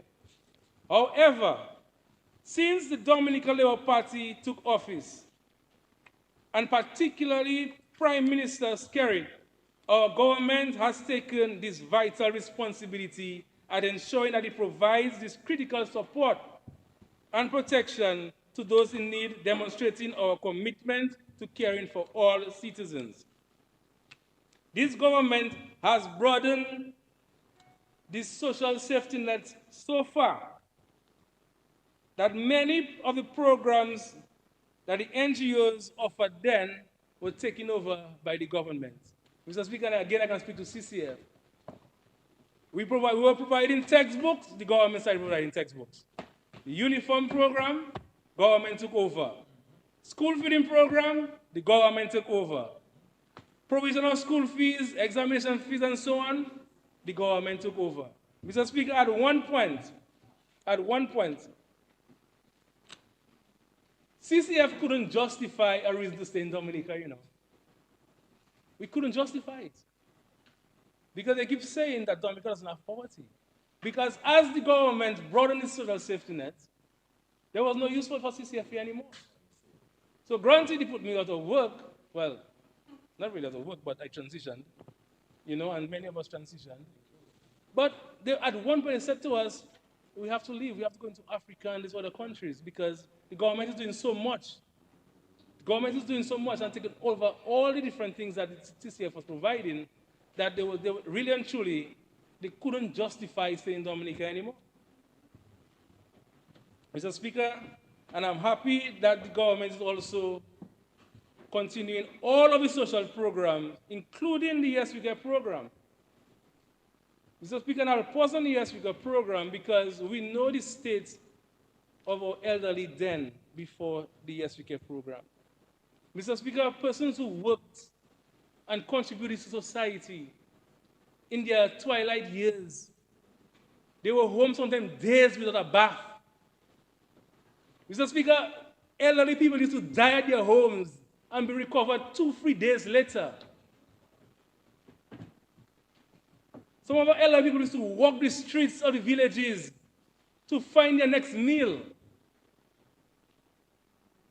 Mr. Speaker, and when this Labour Party government started the Yes We Get program, the opposition criticized it and they called them needy and greedy. Can you imagine this? Can you imagine this?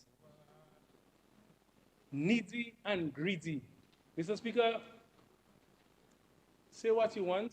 When it comes to elderly people, we have to be very careful because, as they say, once a man, twice a child. And you can have 10 children, 10. They could be overseas working, and some of them none turn back to take care of you. And it's happening. Mr. Speaker, one cannot overemphasize the importance and the impact of the National Employment Program. There is a growing misconception that the NEP employs only beautification and only for beautification and cleanup, and the salaries are capped at $1,000. This is certainly not the case. Mr. Speaker, the NEP employs individuals ranging from those with primary education to those with master's degree across every sector. They represent their respective offices and departments at regional and international forums. The NEP salaries are in line with those in the government service. However, some individuals intentionally spread misinformation to be mischievous and malicious. And unfortunately, those who are under the NEP remain silent and not correcting these falsehoods and protecting their bread and butter. Mr. Speaker, I stayed contracted under the National Employment Program for many years. For many years. I have personally experienced the benefits of this flagship program. I have seen firsthand how it has transformed lives for many residents in the constituency and around the country. The NEP has given thousands the opportunity to earn legitimate salaries.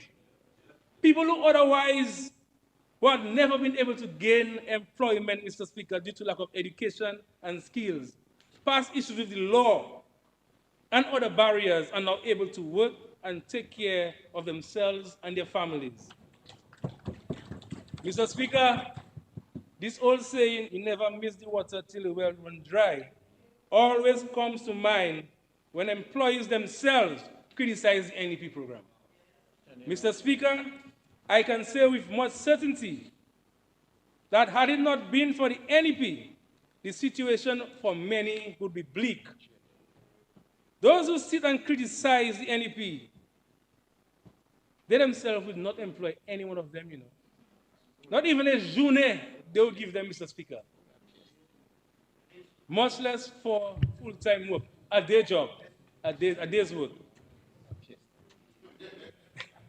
Single mothers who have never worked a day in their lives and have had to depend on the generosity of others, and sometimes, too, Mr. Speaker, under the pressure of others to feed their children, are now able to get a salary as independent women. Many of our local businesses continue to benefit from the free human resource support provided by the NEP. This support is valuable in helping businesses to thrive and to grow.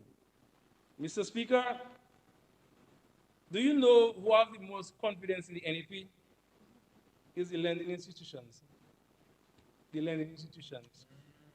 Some of these institutions specifically structure financial packages aimed at the NEP employees. And why not, Mr. Speaker?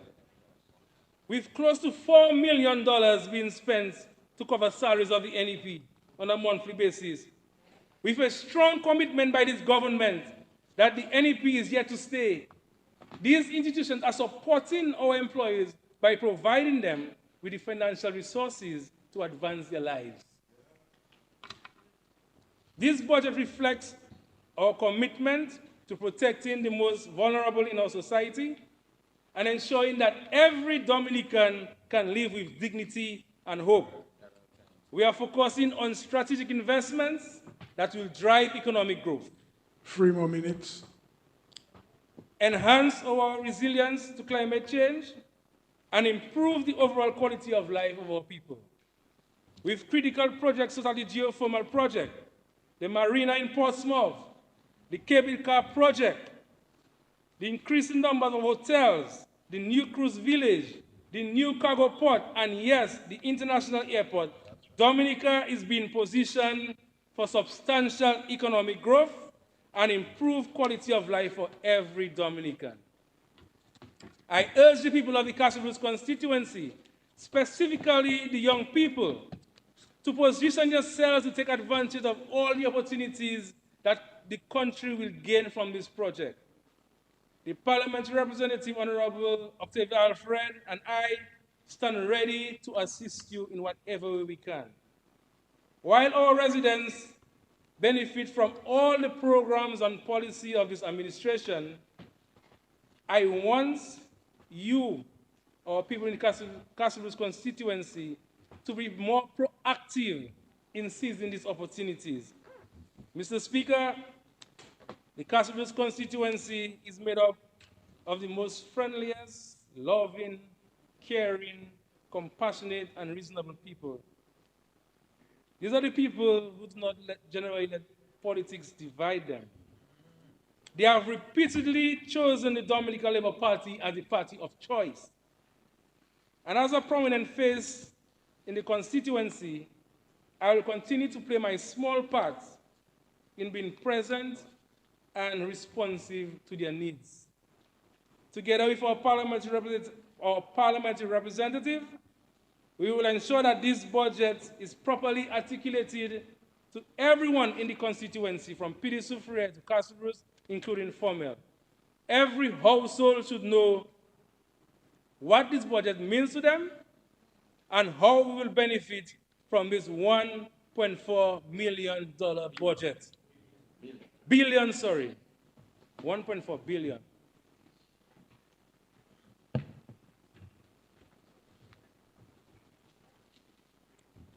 Mr. Speaker, I have given my support before, and I'm reaffirming my commitment to support my parliamentary representative, Honorable Octavia Alfred, in working together to uplift the lives of the residents within the Castle Bruce constituency.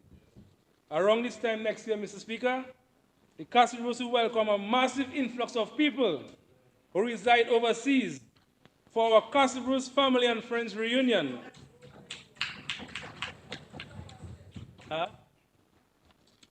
This is our third edition, celebrated under the theme Castle Bruce. 1 more minute. C'est ça, nous toutes. 1 minute is all I need.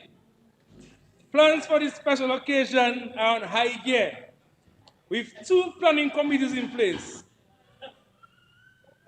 1 minute already distracted me.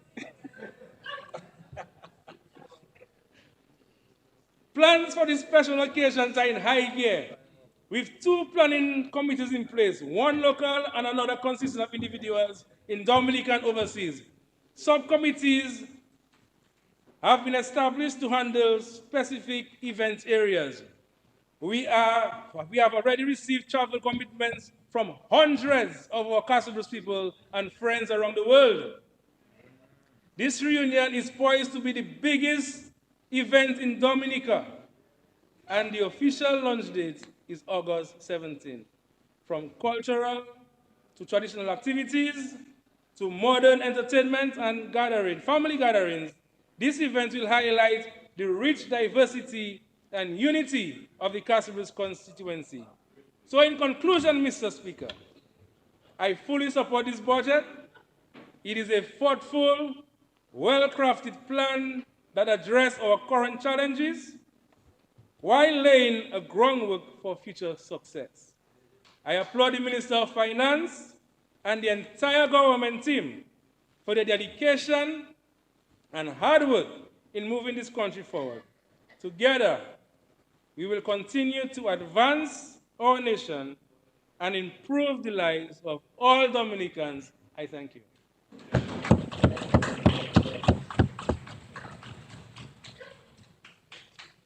Mr. Speaker, I move that this Honorable House be suspended until 7:15 this evening. Mr. Speaker.